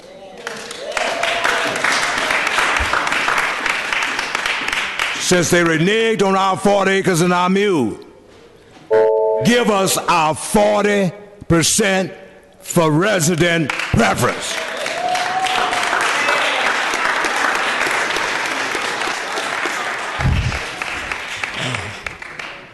Madam President and supervisors, first of all, thank you for bringing this forward.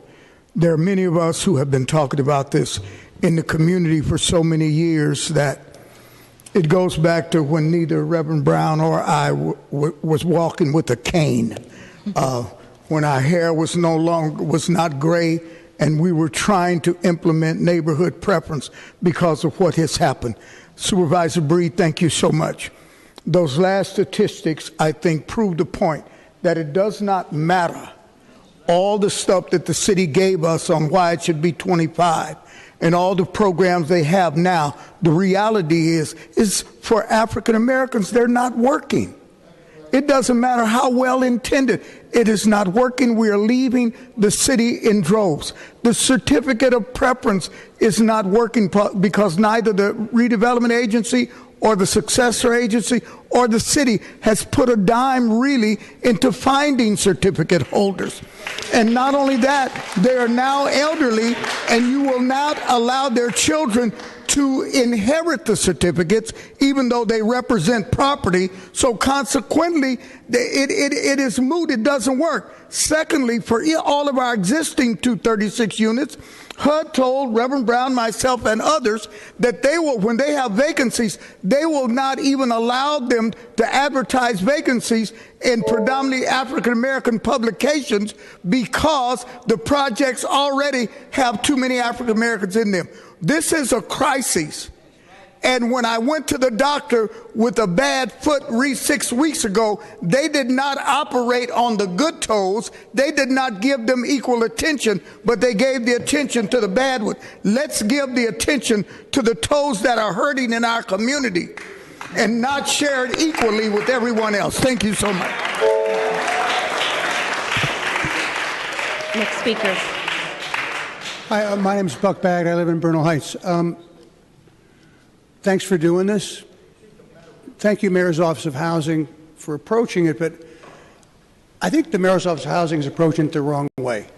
We should start with the problem being displacement of blacks and Latinos in San Francisco and work backwards from that. Is it going to be 25 or 40%? If it could be 100%, it should be 100%. So I think the idea is great, but I don't like the timidity. Blacks and Latinos are being forced out of the city at a higher rate than anybody else, okay? So why don't we start with, thanks for doing this, why don't we start with, could it be 100% if it benefits blacks and Latinos who are currently at risk of being displaced and could be brought back? One of the things I like best about Meta's plan for the mission is they're talking about people coming back. It's not as easy to identify. So I don't think we should be timid. In parts of Massachusetts, it's 70%.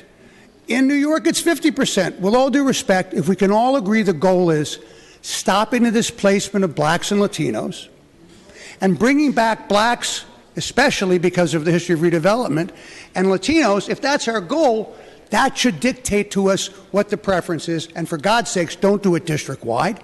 Do it neighborhood-wise. But start with your goal.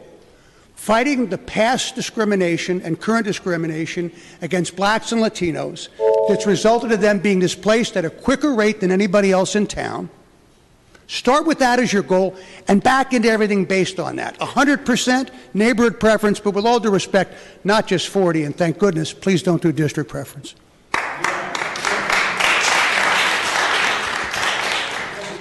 Good afternoon, supervisors. And my name is Linda Fidiki Richardson. I'm representing the Baby Hornets Point Multipurpose Center.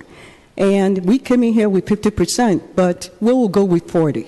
I think we wanted to commend your courage, given the fact that it has taken decades and decades and decades for the forced migration of African Americans from this city, an act which we know has cast a blemish on the history of the city of St. Francis. We've had many mayors.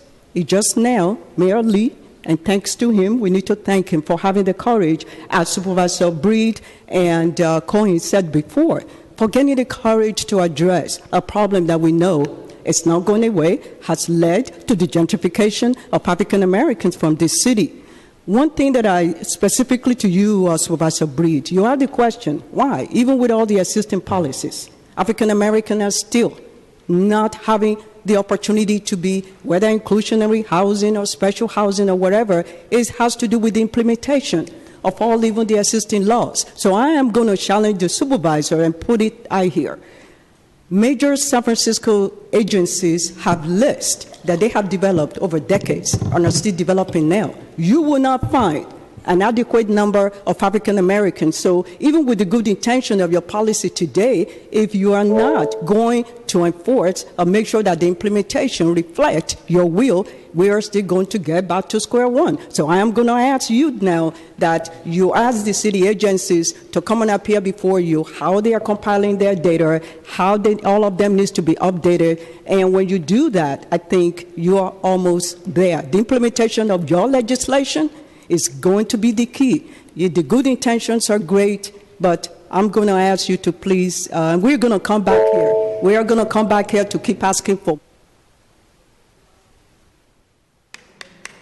Thank you. Good afternoon, supervisors. First of all, my name is Gary Banks. I'm a minister here in San Francisco in the Western Addition area, and also I own a firm here in San Francisco. I want to first commend the supervisors for this neighborhood preference, Supervisor Breed, Supervisor Weiner, and Supervisor Cohen. As a resident born and raised in San Francisco who lost a fourplex in the Western Addition with a commercial space back in the 60s and finally received a certificate of preference, which really doesn't worth the weight that the paper is on, the ink that the paper is on. here's a new dilemma that we're finding, those of us who are certificate of preference holders. Actually, I applied for some residence here in San Francisco, but there's a new realm of discrimination, which is credit. And some of these developers are using third parties, individuals, credit companies to just either accept you or deny you with no explanation, no matter what your credit rating is. So there needs to be more legislation on the back end of the certificate of preference and support for families who've lost property, who've gone through issues in 2008, who've been redlined and lost their property and trying to get back on their feet. So we really need to concentrate. And just listening to this report for 30 minutes, and that nobody had enough sense to come up with enough information to talk to the lay people on not just numbers and information, but really speaking to the colors who are being displaced in this city. We're at 4% in the city, and it took Supervisor Breed to come up in 2 minutes and really drop some real statistics and numbers so we can really see and put a face to these issues. And we need to demand what we want is just our fair opportunity to come back to this city. We were robbed by redevelopment, and we just want to be able to come back here and live in our neighborhoods. And I think that's fair. And I'm glad we put some faces to these statistics and numbers so we can see the inequity that's in this process, and that it becomes fair that we all have an opportunity to live in this city, because this city is really losing its culture, is losing its lifeline because of the wealth and the money that's coming in here and displacing people. Thank you very much. Good afternoon, supervisors. Thank you for this opportunity. My name is Marie J. Franklin. I came to make 3 points. First, Supervisor Breed, thank you for stating that you're going to look back at the redevelopment actions. And while you're doing that, would you please look at the land disposition agreement that was put together for the Bayview Hunters Point properties? That has a long history, and if there are missing documents that we left in with Mayor Willie Brown, those documents are available. The result of that was of that dilemma, you remember the mold and all that, the National Housing Partnership organization who owns it were actually banned from renting properties in this city by the then Mayor Art Agnos and all of the officials, including Bill Clinton, the president at that time. However, there was an oversight. If you don't understand the LLC and the redevelopment, and the real estate property, what happened, NHP are still owning and producing properties. Unstructured, unkept property. There's still slumlords are renting properties that are lying over there in the Bayview. So that's a research, and I'll give you any particulars. The other thing is, with this new phrase and this new couple of preferences, live or work, that's too many preferences. We already have a deficit of black people working. So when you have most people that work in San Francisco don't live here. So we're already we're already at a disadvantage there. So, and the other thing is this credit situation, the CHIP is posing more problems. There's a big scam going on. I would like for someone to look at that. All three I have me personally, 3 accounts hit this week. So we need to look at the credit deficits because there's stuff going on that is illegal and the banks are aware of it. Thank you.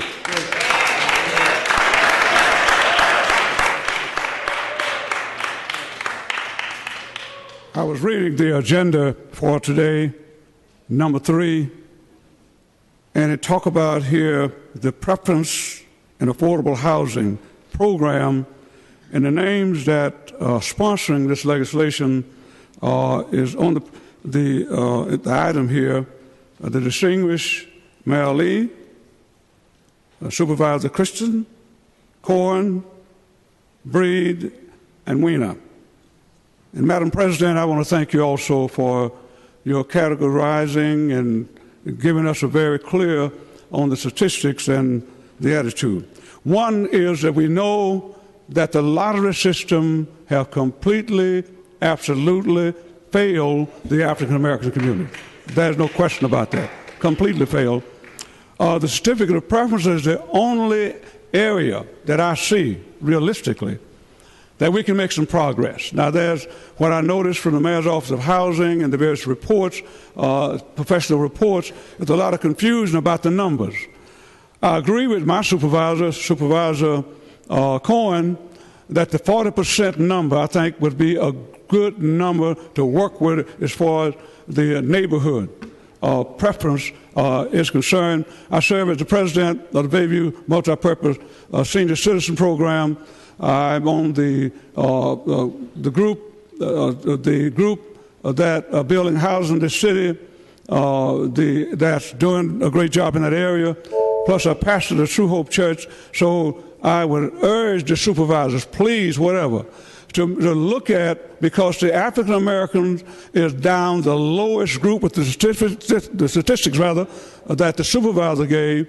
And as a pastor of a church, as a leader in this city, I got people almost begging to come back in, African American. They want to come. They're middle class and all of that. And I believe the certificate of preference, we work with that, we'll be able to help some of those people come back, also keeps other people in the city. Thank you very much. Supervisors, good afternoon. My name is Luis Granados. I'm with the Mission Economic Development Agency. And in concept, we're very much in support of neighborhood preferences. And I'm glad that during this hearing, you increased the amount from 25 to 40. I think it's a step in the right direction. However, I want to advocate for going much higher than the 40%, much, much higher. The necessity to go higher is based on the crisis in the African American community and the Latino community. It's really important that we know that at 40% for a new housing project of 100 units, 40 of those units will go to people in the neighborhood and the 60 will go to people from outside, likely. That's not right, given the circumstances. I think it's also not appropriate that in this legislation, the mission is being treated the same way as the marina would be treated. I think that there are specifics in each of those in neighborhoods that need to be taken into account. The three neighborhoods that I'm thinking about are Bayview, Mission, and Soma. I think those are a priority. So why could not each of those neighborhoods determine what their percentage should be for those neighborhoods? I also think that the supervisorial districts are not appropriate, and we should be thinking about true neighborhoods as opposed to supervisorial districts. I think that what Supervisor Kim mentioned about the implications of people who work in her neighborhood or outside of her neighborhood being able to capture this housing doesn't do well by our crisis. We would love to work with you over the next week to improve this. And I respect the analysis from the planning staff, but they are very, very moderate in their take. This is not a time to be moderate. This is a time to really address the needs of Latinos and African Americans. Thank you.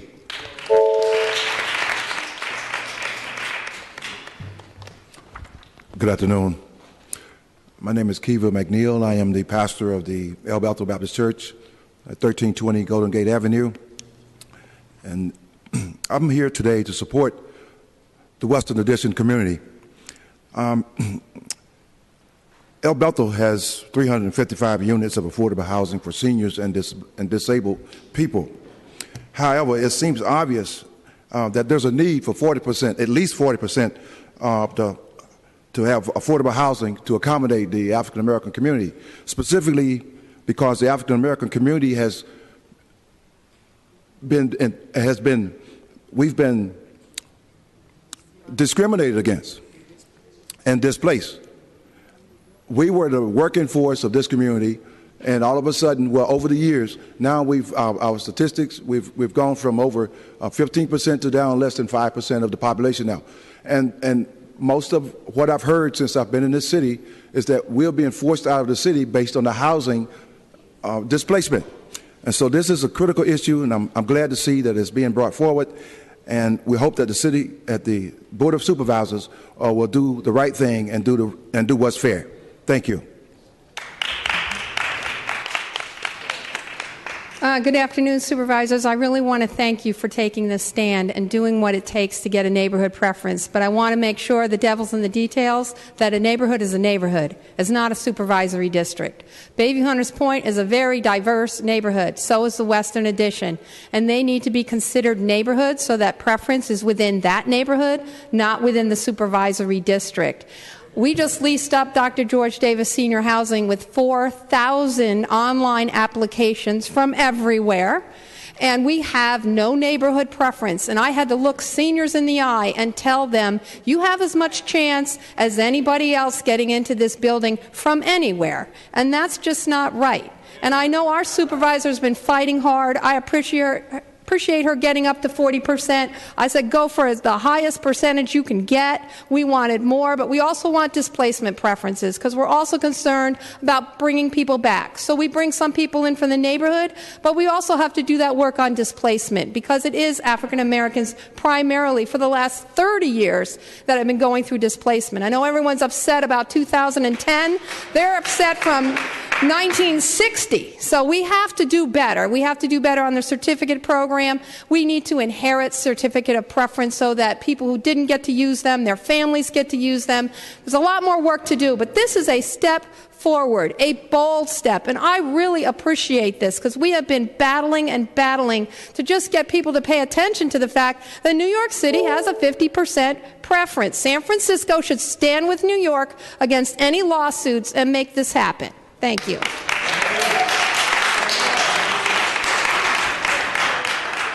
Good afternoon, Board of Supervisors. First of all, I want to thank you, London, for pushing this issue. This is a very dear issue to my heart. My name is Tracy Griffin, and I was born and raised in San Francisco in Hunters Point. My mother passed away after I graduated from college, and I've been with the city and county for 25 years.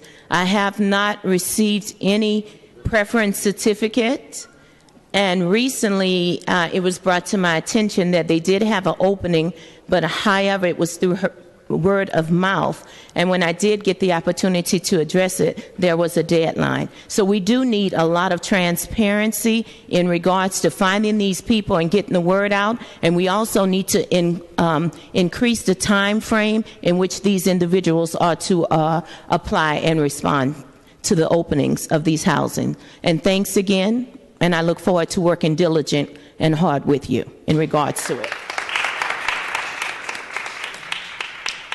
Honorable Supervisors, I'm Roland Gordon, pastor now some 37 years of Ingleside Presbyterian Church, and I've been pushing the vision for at least 3 decades of San Francisco being a microcosm of the world community, that we had a great opportunity and do have a great opportunity to represent what the world should be. However, the crises that I've observed in the last probably 5-6 years for me in the Ingleside community, I mean, blacks just leaving in masses. And I definitely support the idea of neighborhood preference, and specifically race-specific. The black and Latino community, and I'm black, so I'm promoting what we've been on the bottom of everything since being released from slavery. And bottom line, I think this should be race-specific. You should definitely do something about what's happening and disseminating this preference for blacks to get us back into our community. And so strongly encourage you, not just the 40%, I would think a minimum of 50% of neighborhood preference should be what you shoot for. So thank you so much. Good afternoon, supervisors. My name is Jackie Wright. I want to thank God because it's by the grace of God that I'm even here. I would like to say back in last year in 2014, I moved my father from a segregated cemetery in Florida to Arlington National Cemetery after he had died in Vietnam. He died in Vietnam for this country, and then here I come back in March of 2014, and I had no place to live in San Francisco, having been displaced twice. I'm an artist. I'm a hardworking person. I've been in San Francisco for over 20 years working, and there was no place for me to live. I think it's unfair, and it just speaks to the lack of social justice in San Francisco for blacks not to have some place to live after they have worked so hard. I think it's a matter of broken promises, and I think as a daughter of someone who died in Vietnam, and I come back and I have no place to live here in the city, it just indicates that there is something very wrong. So I'm one of those faces that shows that there's a problem in San Francisco. And if my father could die in foreign land, then I should be able to live and work in San Francisco and have a place to live because my blood was let for this country. And it's unfair. It's unfair that myself and people like me are not able to live here. And I would say that we should go to 100% until we can correct the injustice. Thank you. Good afternoon, supervisors. I'm Reverend Marvin Hall. I was listening to the mayor's commission that was giving all these statistics, and I would say that if I just took those statistics, I would probably support them. But when people come from out of town to San Francisco, I don't go and show them what San Francisco is. I go and show them what San Francisco was. I go down Fillmore Street and I tell them Fillmore Street used to be different than this. I take them on to Visadero Street. I tell them that the African American community used to be from Van Ness Street all the way up to Masonic, from Haight Street all the way up to this over here. I take them over here to Hunters Point, and I say this whole area was the first area where the majority of homeowners was at in San Francisco. And those statistics does not represent the San Francisco I grew up in. It represents a San Francisco that because have changed because of finances, and we have been displaced. So I'm here to say that I support the 40%, and I also support that they are true neighborhoods, not districts, but true neighborhoods. Thank you so much. Good afternoon. I'm Doris J. Gilton, kiddo, the marching usher, and I have this shirt on here today. And what this shirt says, the City of Champions. All right? City of Champions. Now, we've lost our championship because we're not doing what needs to be done. And now, if you are going to be called the City of Champions, then you need to be a champion. Just that simple. Now, I want to say that the Lord always does everything right on time. All of those old Board of Supervisors have moved out, and the Lord has blessed us with some younger, progressive minds who want to do what needs to be done. So, I ditto everybody. It has been crystal clear to you what needs to be done, and so all you need to do is do it. Now, my last comment is, when somebody mentioned Mrs. Mary Helen Rogers' place, knew her very, very well. She was like a mommy or grandma. And when I found out that some of the folks that were supposed to be in there were not in there because you're getting monies from somebody else who will pay more, all I have to say to those folks, when they have mysterious shaking in their house, is Miss Mary Rogers kicking up. All right? And my last statement, and then I'm going to walk on off. We have too much bureaucracy. When somebody in the Pacific Islands can have 612, that's all because you're being paid. Stop taking that money and bringing it back here. Thank you.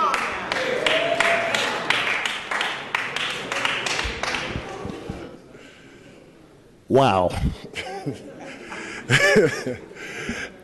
First of all, I'd like to say Madam Supervisor, Mrs. Cohen, I must commend you because on the progressive side, you were pushing an agenda that is definitely needed.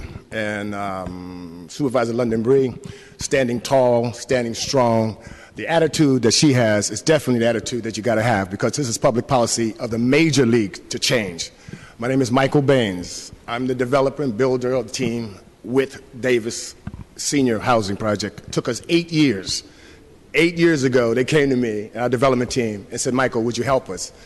And all along, we're building, and we're building because when I would go to these black cuisines and I would go to meetings in the neighborhood, that's what my parents, my grandmother, my cousins, my family from Hunters Point, for me to come back and look at what's going on, it's devastating because we spent 8 years to put together the senior housing, and it was no joke to put this together.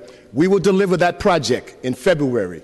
We have little old ladies there who we bought helmets for, whose dream was to move into those units. Everybody that was associated with Kathy Davis and Dr. Davis had the attitude. And that's what I chose to do because I felt the impact that I would make in my years of experience and my development years and my construction years would deliver this project, and we delivered it. And in February, when you come there, we would hope that it would be 100% of the seniors in that program, because those are the seniors that laid themselves on that sword, who went with me, who talked to the financing, who put together the development team with me. And today I'm here to say it's very personal to me because I'm leading the attack. I'm the one going to deliver it. And I wish it was 100%. And I appreciate you young ladies being very progressive in your politics because that's what we need now. We need to change the old to the new because your attitudes are where we were 20, 30 years ago. And you got great attitudes. And I look forward to seeing you at the cutting ceremony with 100%.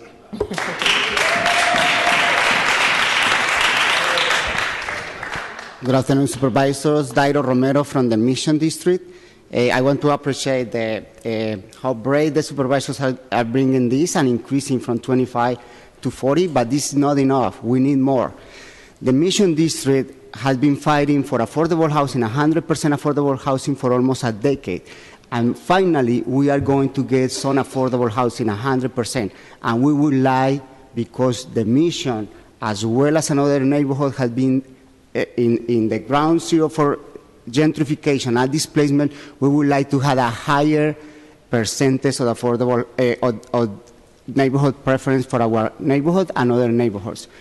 We are here, and I feel honored to be here with the African community, with the African American, because they already were displaced, and we are in the process of being displaced, and we need to be together to bring the legislation that is going to work for the Latinos and the African Americans, because we have been displaced, and it seems that nobody cares about that. The other concern that we would like you to change is the neighborhood. It has to be a neighborhood. I don't know the borders of other neighborhoods, but I imagine in District 5 you are going to have somebody from the inner Sunset to come to the Western Addition when the culture and character of the neighborhood is made for the residents.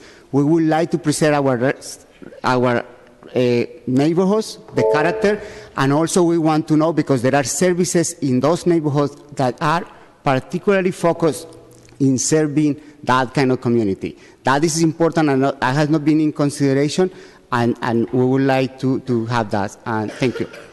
Thank you. Good morning, President Breed, Supervisor Cohen, Wiener.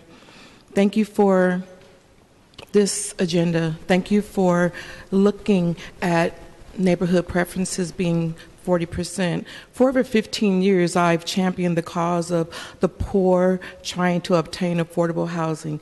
I've worked in Geneva Towers, in Tenderloin with Arnett Watson. While you talk about pioneers, Arnett Watson, along with Mary Helen Rogers, been paving the way for many years. Application after application, housing development after housing development, we're still walking over the neighborhood to get into the units.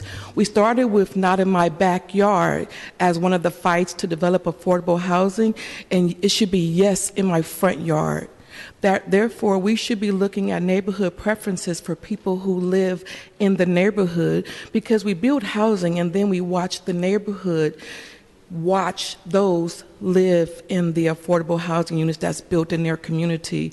Where I work, sometimes the seniors as well as the displaced residents of San Francisco say they don't even want to apply anymore because they've applied over 10 and 20 times to be part of a lottery to get the number 2,500, and they're sleeping on the streets in front of the buildings. They're doubled up in units because they're trying to be able to live in San Francisco where they were born, where they worked here for the city, for the shipyard. A lot of our seniors, a lot of our African American residents, but you really should look at neighborhood preference and not walk over the residents who should be living in the units. Thank you. Good afternoon, supervisors. I want to say thank you. My name is Janet Brown, and I am the housing coordinator for the Bayview Hunters Point Multi-Purpose Senior Services. And I have hands-on every day sitting, listening to homeless seniors and adults with disabilities that are discouraged because of the lottery. So I appreciate the increase in the preference, and I encourage a higher increase. Thank you. Hi, my name is Majid Crawford. I'm with the Fillmore Bay Area Media Group, and I wanted to thank the mayor and the supervisors for having the courage to put this forward. Because the first thing that you think about when you see this is why wasn't this done 20 years ago? And I think that it really paints the city and the past supervisors in a bad light, because this is a solution that was at the city's disposal that wasn't utilized. But also hearing the mayor's office presentation, it sounds like there was a lot of work that wasn't done. It sounds like we had opportunities to submit to the federal government to get permission for this neighborhood preference. It sounds like we had the opportunity to submit to the state government to separate live and work from each other and to argue our case. And over the last 20 years, it hasn't been done. And that's really disappointing to me. But I also got to say again, I acknowledge the courage of the supervisors and mayors for bringing this forth. Another thing the mayor's office said was that in theory, certificate of preference holders could have 100% of these units. So that lets you, and we all know that's not the case. It's very rare that certificate of preference holders even get in. And so that lets you know that the federal government and the state government understand what's going on in this city and why there's a need for these type of policies. And so I just want to ask you, this supervisor and the mayor, to stand, as it was mentioned before, with New York City and not to worry about any lawsuits, because think about all the lawsuits that will happen if this isn't passed. And so I just ask that 40%, in my opinion, is actually low. And I would ask that maybe to make it maybe 75% for maybe like a 5-year period and then bring it down to 50, but I just want to again, thank you for bringing this forward. And I look forward to continuing to support this and this getting passed. Thank you.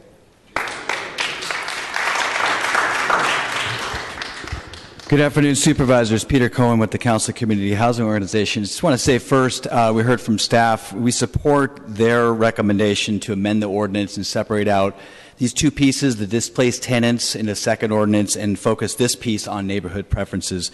That's a smart way to go. And on neighborhood preferences, we've been supportive of it from the beginning. It talked about it at the Planning Commission. We have a letter on file. It's a very intuitive idea for all the reasons you've heard here today, and arguably an idea that's long overdue. And we really need to understand it as one tool to reverse the tide of out-migration, particularly of African Americans and Latinos. We've heard it here before, and particularly in certain neighborhoods, Bayview, Fillmore, Mission. I would argue the Filipino community is now getting stressed out of South of Market. As Reverend Townsend was so spot on in saying, gentrification is a widespread problem in San Francisco, but it's a crisis in some neighborhoods. And this really is an anti-gentrification tool. It's not going to be the magic solution, but it is a critical tool. Some of the specifics completely agree on the idea that neighborhoods need to be tighter. Folks don't respond to supervisorial districts, they respond to neighborhoods. I work with Kathy Davis. There is a map that the planning department has of 37 specific neighborhoods. Why not use that and piece them together and make more of an intuitive neighborhood boundary? It's possible to do. On the idea of the percentage, does one size have to fit all? There was some interesting discussion at the Planning Commission about possibly focusing on some key neighborhoods where we do have a crisis and having a much higher percentage than trying to push that citywide. Maybe that would be one thing to do, again, for those 3 or 4 key neighborhoods. And lastly, outreach is key. Supervisor Breed, you've been pushing since you got onto the board about making sure the outreach is done, and we got to be proactive. There's been additional funding through the Housing Trust Fund. I think MOCD has a new RFP out on the streets. That's what's going to get folks into those housing units once they're built and take advantage of the preference. And lastly, let's not lose track of the goal. Again, we're trying to reverse the tide of out-migration. That's what this is about. Thank you.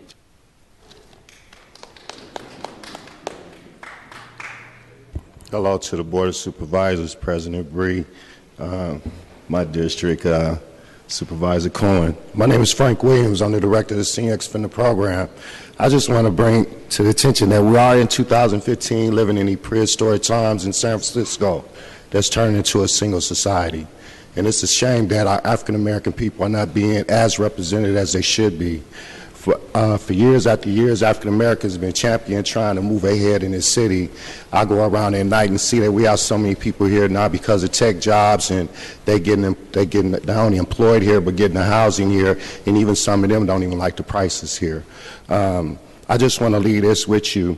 Whose name I didn't hear mentioned today, Mrs. Westbrook out of Bayview Hunters Point. And I remember when she was looking for a place to stay when she was living in Bayview, and because she was wheelchair bound, she couldn't really move about. She had to contact Mary Rogers over in Fillmore and get moved from Bayview Hunters Point, which was her district, to Fillmore in order to live the rest of her life out. We got streets named after her, we got clinics named after her, but here's a person who helped build Bayview with housing, and we couldn't even, none of the mayors would help her find housing. And she told me this as we talked in her unit when she was crying about how she helped build Bayview and couldn't even get moved into a 1-bedroom. So I just want to bring that to your attention. I want to thank you guys for the work that you're doing, and we are really behind you, and we're really proud to see somebody that act like they really care about us, and we love it. Thank you.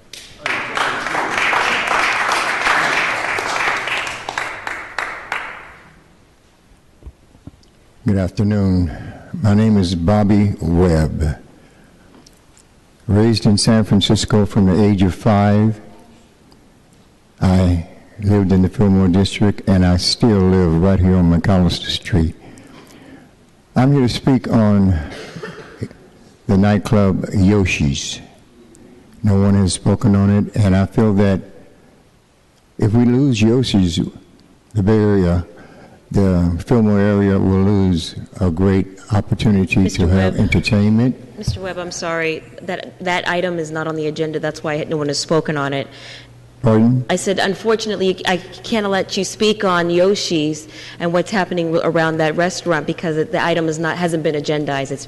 We're specifically talking about the neighborhood preference legislation. So maybe you could relate your comments about Yoshi's to the neighborhood preference. Perhaps if there was a stronger neighborhood that would be around to support institutions like Yoshi's.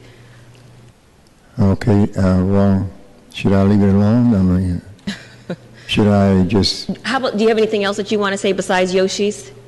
Pardon? Is there anything else that you'd like to say besides Yoshi's?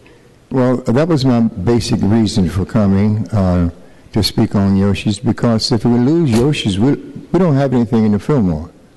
That's the last of the little Mohegans right there. And Yoshi's plays a great part in entertainment. I am a musician. I have a band. And I'm also a radio personality on KPOO every Tuesday morning. Basically, that's why I came to speak on Yoshi's. As I said, I live in the Fillmore. I've been here all my life. When there were streetcar tracks on Fillmore, I was here. I worked under Mary Rogers, producing entertainment for 10 years for her under Mary Rogers, the Juneteenth Festival. And I know we had some of the best that you've ever seen. Since I can't speak on Yoshi's, basically, okay, I'll just step aside, but that was my main topic for today. Thank you very much. All right, thank you. Supervisors, Daniel Landry for the record. First of all, I would like to thank you, Supervisor Cohen, Mayor's Office, along with the city for, carving out this time for this very issue about housing. Like many have said before, I was born and raised in the Fillmore area. I'm a certificate of preference holder, and my mother was displaced literally over 12 times in 15 years from the late 60s all the way up to the 80s. You know, I just want to say, when we start talking about state dollars and federal dollars and some of the things that the mayor's office is talking about, one of the problems is not seeing our own power as a city. You know, I've said this before when it comes to the police department, but even in housing, even like what Brother Webb was just talking about, it all connects. Whether you're dealing with the Heritage Center, you're dealing with affordable housing, you're dealing with our streets and our safety. But I was just recently sitting on the King Garvey, Martin Luther King, Marcus Garvey Board of Directors, and the subject of certificate of preference came up. And would you believe a co-op that was built back in the days, late 60s, early 70s, do not recognize the certificate of preference holders?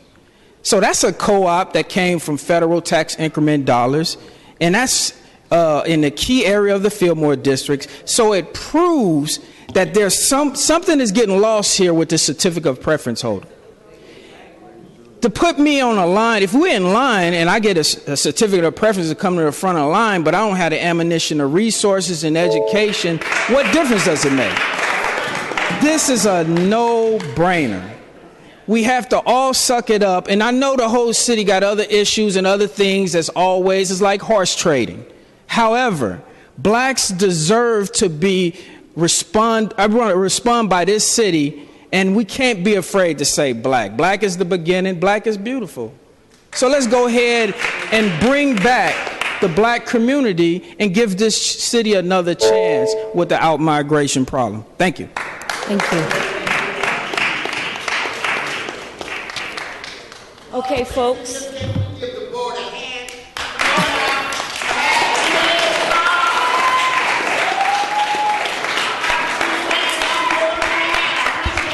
Okay, thank you. We're not done yet. We haven't voted. Hi, my name is Betty Jones, and I would just like to say, I want to know, what is affordable housing? You have seniors that are looking for housing, that are afraid to go outside at night because they can't for the area that they live in. So what is affordable housing? What is a certificate? I was in the projects in 1990. I moved out before they gave the certificates. I've been living where I am for 20 years. I called to ask about my certificate. They told me I no longer could get one. And I'm just trying to find out why is the reason that I moved out a week before they gave it. But I am not allowed to get my certificate. I don't understand that. And I am a senior, and I'm looking for affordable housing. But they tell me I cannot get a certificate? Why is that? Can anybody give me an answer? This is public comment, not question and answer. But perhaps Felicia Thibodeau is still in the chamber. She can answer your question, or Kathy Davis could answer your question. Not now. I mean, is there anything else? It's public comment, so is that your comment? Okay. Thank you. Is there anyone else that'd like to speak? Sir, would you like to speak? Yeah, I'd like to say something. It just seems to me, if you look back at the Fillmore, like one of the gentlemen said, how it was back then, and the way the people has been treated, it should be a no-brainer, you know, to go 50% or 40, 50% or up, or even go to 100%. Bring the people back that fought and worked for the city. Like I worked in the shipyard, I worked all over the place. I mean, it's a lot of people who's trying to get back here. So I mean, the Fillmore is the soul. The Fillmore and the Hunters Point is the soul of the city, you know, and for the city to be vibrant and have the finesse that it should have, you got to bring back the black folks. That's it. Thank you. Thank you. Are there any other members of the public that'd like to speak on this item? Okay, seeing none, then that means public comment is closed. This item is back in the hands of this body. Colleagues, I have a few proposed amendments before us that I'd like to take one by one. Before I start, I see Supervisor Breed has some last-minute comments. Thank you. I do have a couple of comments because I do think it is important after hearing public comment just to talk a little bit about some of the things that I heard. When I first became a member of the Board of Supervisors, the first thing I looked into was a right to return law, mostly because, a lot of my friends who grew up in this city don't live here anymore. And it's clearly changed, and we need to do something different. And that was something, unfortunately, by law, that I wasn't able to do. And this neighborhood preference was the next best thing.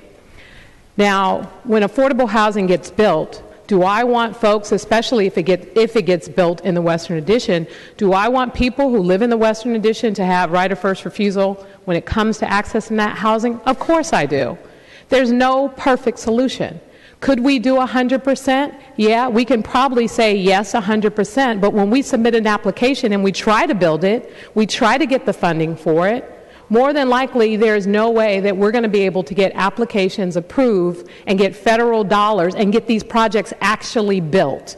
This is a step in the right direction. This is not a perfect solution because sadly, we've come so far in San Francisco in terms of, just feeling the devastation of the loss of the African American community. And now, every single day, when Supervisor Cohen and I are in here working in this chamber, are in here working in City Hall, every single day, we are thinking about ways in which we can support and restore our African American community.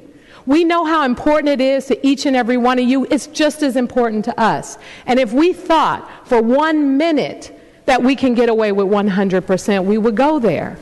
We would go there. But it's also important to get these units built and to get them built quickly. I want to also say that I truly appreciate Kathy Davis because she is a soldier in the Army, fighting a good fight.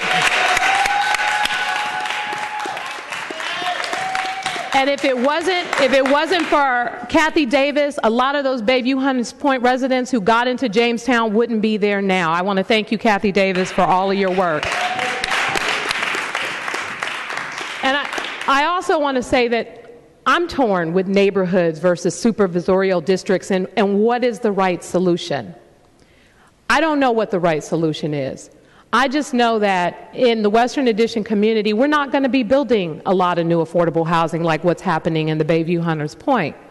But I want to make sure when all of that affordable housing gets built in the Bayview Hunters Point, that those residents in the Bayview Hunters Point have right of first refusal in accessing that property and accessing those units. This is complicated. This is a frustrating process. It's not a perfect process. It's not 100% what I want to do. It's one of the tools that we need to move forward in order to begin this process, which should have happened over 20 years ago.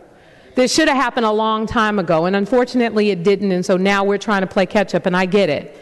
We have a lot of work to do in this city, and we are trying to do it through policies that we can hopefully get away with and hopefully revisit this in another year, which the legislation requires, to analyze it and to decide what we can actually do to maybe even increase it or make changes or enhance it or make it better.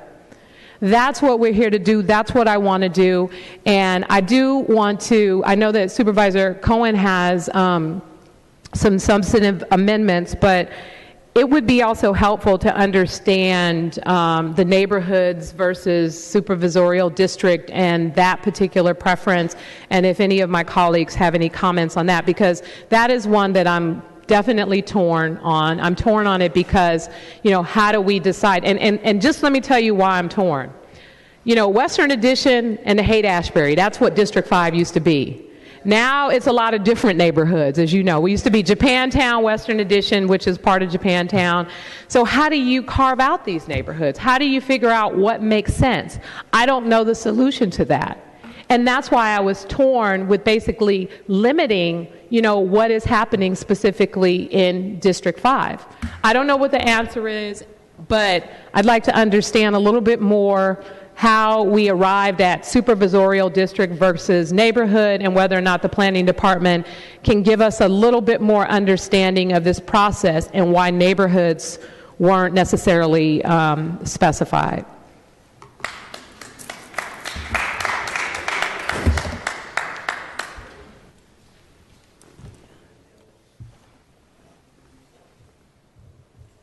Charles McNulty, Mayor's Office of Housing and Community Development staff. So there's been a lot of discussion about the boundaries by which we would apply the neighborhood preference. And to address that, we did identify sets, and we did look at planning neighborhoods as they're currently defined as a set of geographic boundaries alongside supervisorial districts. We identified several of the reasons in the slide as to what presented them to be a challenge. I think the first thing to draw your attention to is the number of households in each of the geographic subdivisions. So looking at the third, well, it's actually the fourth column here, size of the smallest neighborhood, you'll see that Planning Neighborhoods has a neighborhood population at the smallest point of 157 households at the 50% AMI. So one of the ideas about the neighborhood preference is that we need to have an active neighborhood participation. So we're looking to have geographies that have population size that can support that participation. We did look at combining neighborhood boundaries. Generally speaking, they start to resemble supervisorial districts. Trying to decide the criteria by which we would put neighborhood boundaries together seemed inherently problematic in that it was a process that was being done by myself rather than through a process that was done through community engagement, which was one of the criteria that was involved in producing the supervisorial districts. Additionally, I think it's important to note the number of households that we would exclude from a neighborhood preference. The smaller the geography, generally the more households that you will exclude. We're not building affordable housing. It's identified in the pipeline evenly throughout the city.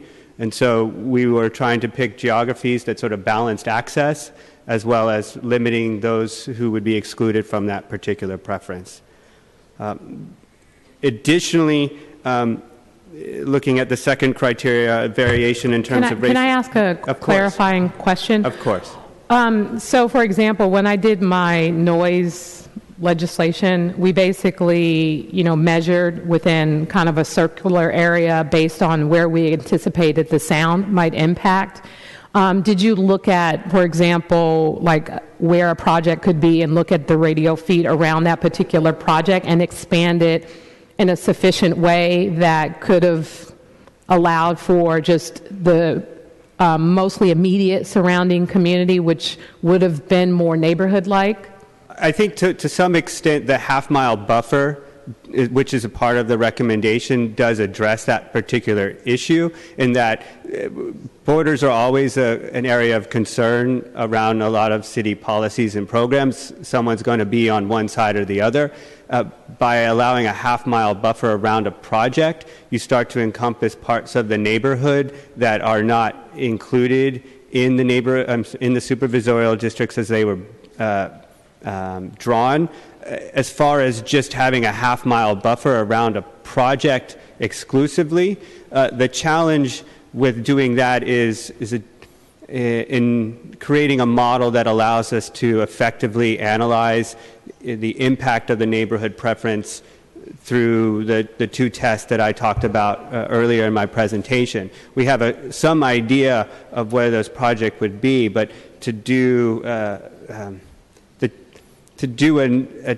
analysis around a half-mile buffer for each project that may be coming online that we may not know about at this time is inherently problematic. We can identify what the race and ethnic demographic is of a set geography since we know what it is, but we don't know what it would be for projects that we don't know going forward that haven't been gone through the entitlement process, and so it'd be difficult to assess what sort of disparate impact they would have. But we do have the half-mile buffer applied to the supervisorial districts to address aspects of neighborhood that are not included. I don't know if that answers your question in its entirety. Yeah, well, like for example, Rosa Parks 2 is being built. It's coming online in District 5, senior development, but then we're talking about the entire District 5, which includes, kind of the inner Sunset is kind of way off the scope of the neighborhood per se, and it's just challenging to figure out, okay, we're going to have a neighborhood preference.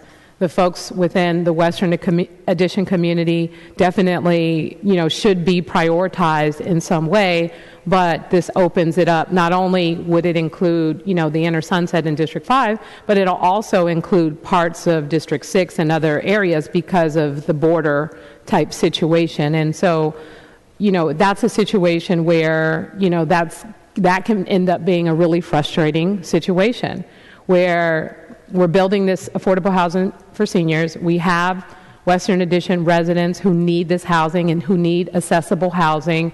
And again, the possibility of them getting left out with a preference intended to include them makes me nervous. And so that's what I'm struggling with how this legislation specifies supervisorial district rather than doing a decent broad spectrum of a specific neighborhood. Right. Well, we recognize that it's very challenging in falling upon a set of geographic boundaries, and that none of our each of the sets have their own unique challenges. I think the important part is creating a preference program that is robust enough and is successful and bold enough. The challenge with some of the smaller geographies is that it creates more problem in its implementation, right? And so we wanted to... But it doesn't create more problems. Say, for example, if you have a smaller group of people applying, you give 40%, you have maybe 10 people from the neighborhood apply, then all 10 of those folks will get housing, and those other 30 will go in the larger pool. So it doesn't necessarily create, I think, a bigger problem other than you may not have enough applicants for the pool, and that's okay as far as I'm concerned. It may be problematic with as it regards or it relates to the statistical analysis, right? So for the 4/5 test, neighborhood participation is an important part of being able to have a threshold that goes above 80%. So it is an important component, and so having neighborhoods that have sufficient number of participants was a primary consideration in drawing our... Yeah. Sophie will add some additional comments.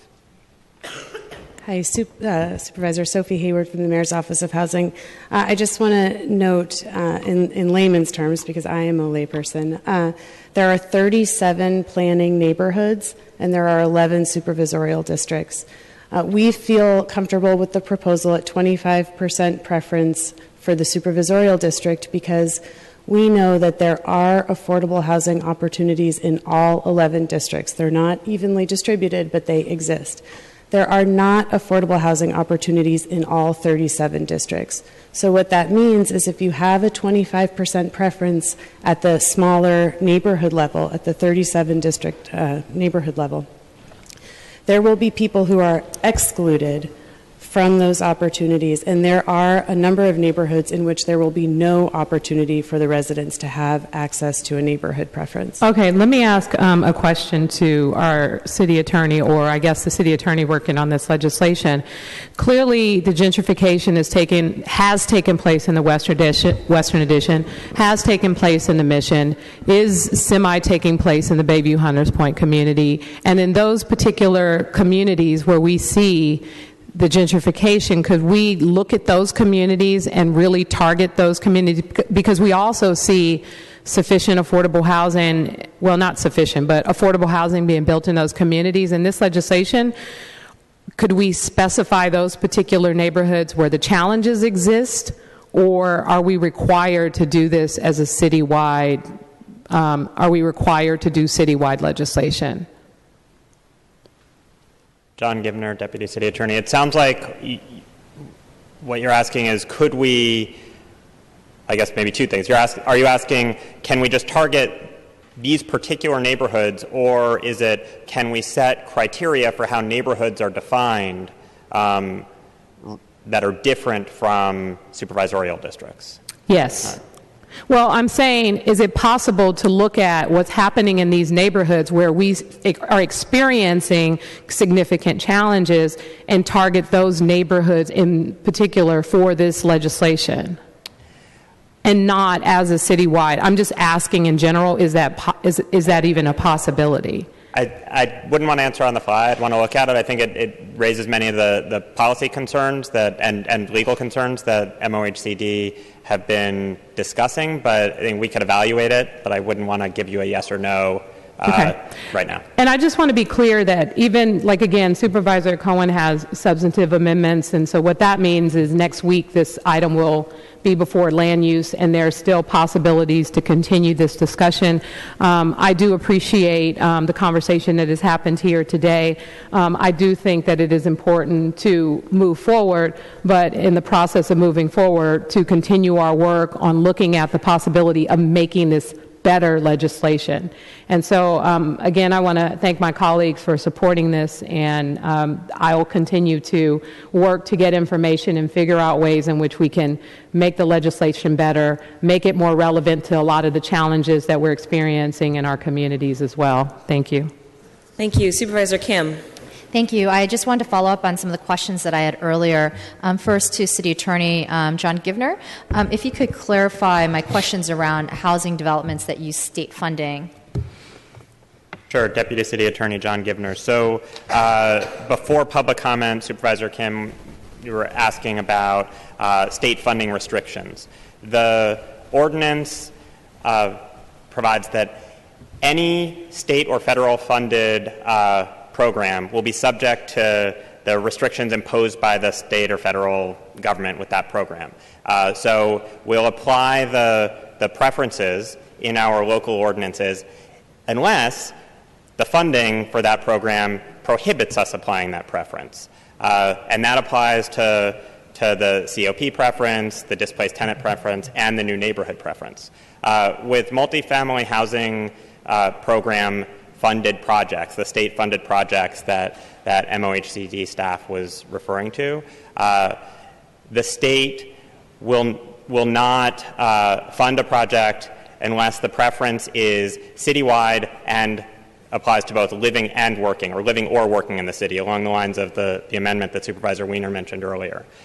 So for those projects, the neighborhood preference will not apply unless the state says, yes, we're okay with the neighborhood preference, the live in the neighborhood preference that San Francisco would like to apply. If the state's not okay with it, then the neighborhood preference simply won't apply to those projects. Okay, thank you so much for that clarification. And I think back to Ms. Benjamin, if we could get the answers on the number of buildings that are funded through the state pot, and also in the pipeline. All right. That was a question. Oh. I think I had two questions, and I was hoping to get answers to both of that. We can certainly get you the information about how many. I had asked. Oh, okay, so that information won't be available today. About how many buildings are qualified, or how many buildings are used in the funding. pipeline now with state funding, and also currently in our portfolio. And in our portfolio, yeah, we can certainly provide you with that. And do you want to know federal funded programs as well, or projects as well? Well, I was hoping to get the state right now, but yes, if we're talking about not getting that information at today's committee meeting, yes, I'd like the breakdown of all of these projects that may be differently impacted by this legislation. So projects that are funded 100% OCII, those that get federal funding, and those that get state funding, and also those that are exclusively funded 100% by DPH or HSA. And then the breakdown of who applies and who wins affordable housing, both 100% and inclusionary, some of the demographic breakdowns by zip code, race, and other categories that you do collect. And I understand it's not collected in every single application, but for the information that you have. All right, thank you, Supervisor Kim. The first amendment that I'd like to make is to remove the displaced tenant preference at the request of the Mayor's Office of Housing so that they can continue to work with the stakeholders. Is there a motion on this amendment? So moved. Thank you. And without objection, this motion passes. Or this amendment passes, excuse me. The second amendment is one that I authored to increase the neighborhood preference percentage from 25 to 40%, which we heard a lot of discussion around. Do we need a roll call vote on this, or is there a unanimous decision on it? You support it? Okay. Why don't we do a roll call vote on this amendment? On the I did. So just for clarification, this is to increase the neighborhood preference from 25% to 40%. On the percentage amendment, Supervisor Kim? Just so I can comment prior to the vote, I'm open to changing, or I'm open still to moving it up to 40%, but for today I'd like more information before I commit to that. So I won't be supporting the amendment today, but likely next Monday when I get the data that I'd like to see, I am definitely open to moving up the preference. So for today, I will be voting no on the amendment. On the percentage amendment, Supervisor Kim?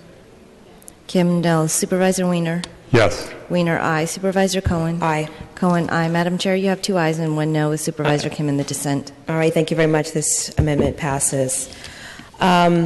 Supervisor Weiner, do you have something you want to add? Yes, thank you very much, Madam Chair. As I indicated at the beginning, I would like to put forward an amendment to codify what appears to now be the practice of providing a preference for people who live or work in San Francisco to access affordable housing. And so what I would like to do is to duplicate the file. So I don't want to slow anything else down because this amendment will have to be referred to the Planning Commission. Duplicate the file, and then on the duplicated file to make an amendment on, I believe it's page 13, right after line 12. So it would be the 4th preference, and that would be for people who live or work in the city and county of San Francisco. And that is my motion to amend the duplicated file. Okay, and before we take that vote on that amendment, Mr. Givner, why don't you opine a little bit for us, just so the folks in the audience can get a good understanding about what's happening, about entertaining the motion to continue this item to amend it to land use for next November 9th. Sure, Thank sure. you. And if I could, just to explain what the duplicated file means. Yes, please. Sure. So, Supervisor, the committee has made an amendment to increase the level to 40%. As well as made some additional amendments that MOHCD requested to take out the piece regarding displaced tenants. That amendment, the ordinance, will be heard in land use in this committee again a week from now. Supervisor Weiner has requested an additional amendment that the committee hasn't yet voted on that would create a new 4th level preference for anyone who lives or works in San Francisco. That would be after the COP preference, after the displaced tenant preference, after the neighborhood preference. That amendment has to be considered at a hearing by the Planning Commission, and so if the Land Use Committee adopts it today, it will be continued for a while for the Planning Commission to act on it. And this motion is also on the duplicated file as amended, correct, Supervisor Weiner? So we've duplicated the file, and I'm making a motion to add the live-work preference onto the duplicated file, and then we would continue the main file 1 week, and then would make a motion to refer the duplicated file to the Planning Commission. All right, thank you very much. And if I could, MOHCD submitted a written amendment that include the removal of the displaced tenant piece, but also had additional changes that the clerk's office requested to ensure that the future hearings at the board happen in a timely manner. I don't believe the committee voted on that piece of the MOHCD amendment, so I'll move the technical amendments, the clerk's amendments. Okay, thank you very much. Can we take these amendments without objection? All right, without objection, these amendments pass.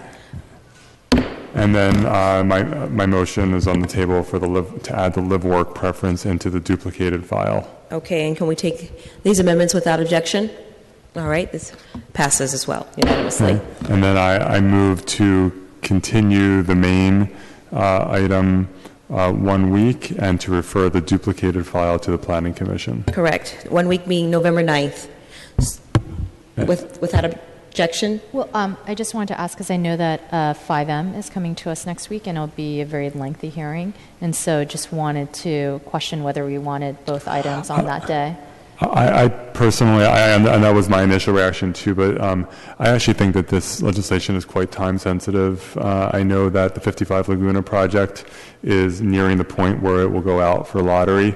There may be other projects as well, and we've lost too many projects, or I shouldn't say lost, but too many projects have gone out with lack of neighborhood preference already. I don't want to lose any more. I agree. So, and Supervisor Kim, we've also taken it under consideration as well. We can agendize it. Well, because what I was going to suggest is, because there is no board meeting on the 10th and the next one is the 17th, that we could agendize it on the 16th as a committee report, and it would get to the board on the same day, the 17th, so there would be no difference in timing in terms of passage. I'm open either way. I just know that 5M could be a 12-hour hearing, so I just want to assist with the scheduling. But if it is important that it is heard next week, of course, I'll support that. It's important that it's heard next week. Thank you. Is there anything else? No, I was going to say, as long as it's voted on the 17th, I don't care, but I'll defer to the chair. Yeah, let's just hear it on the 9th. So if we could take this amendment or this motion without objection. Okay, without objection, this motion passes. Thank you. Madam Chair, just to clarify, the motion was to continue the original amendment to November 9th. The duplicated was further amended, and instructed to refer to the Planning Commission. And what action do you want taken on that one?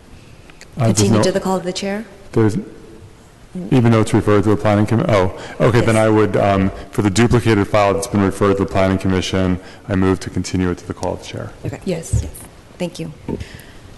All right, ladies and gentlemen, thank you for being with us today. Are there any items on this agenda? No, Madam Chair, that concludes our business for today. All right, thank you. This meeting is adjourned.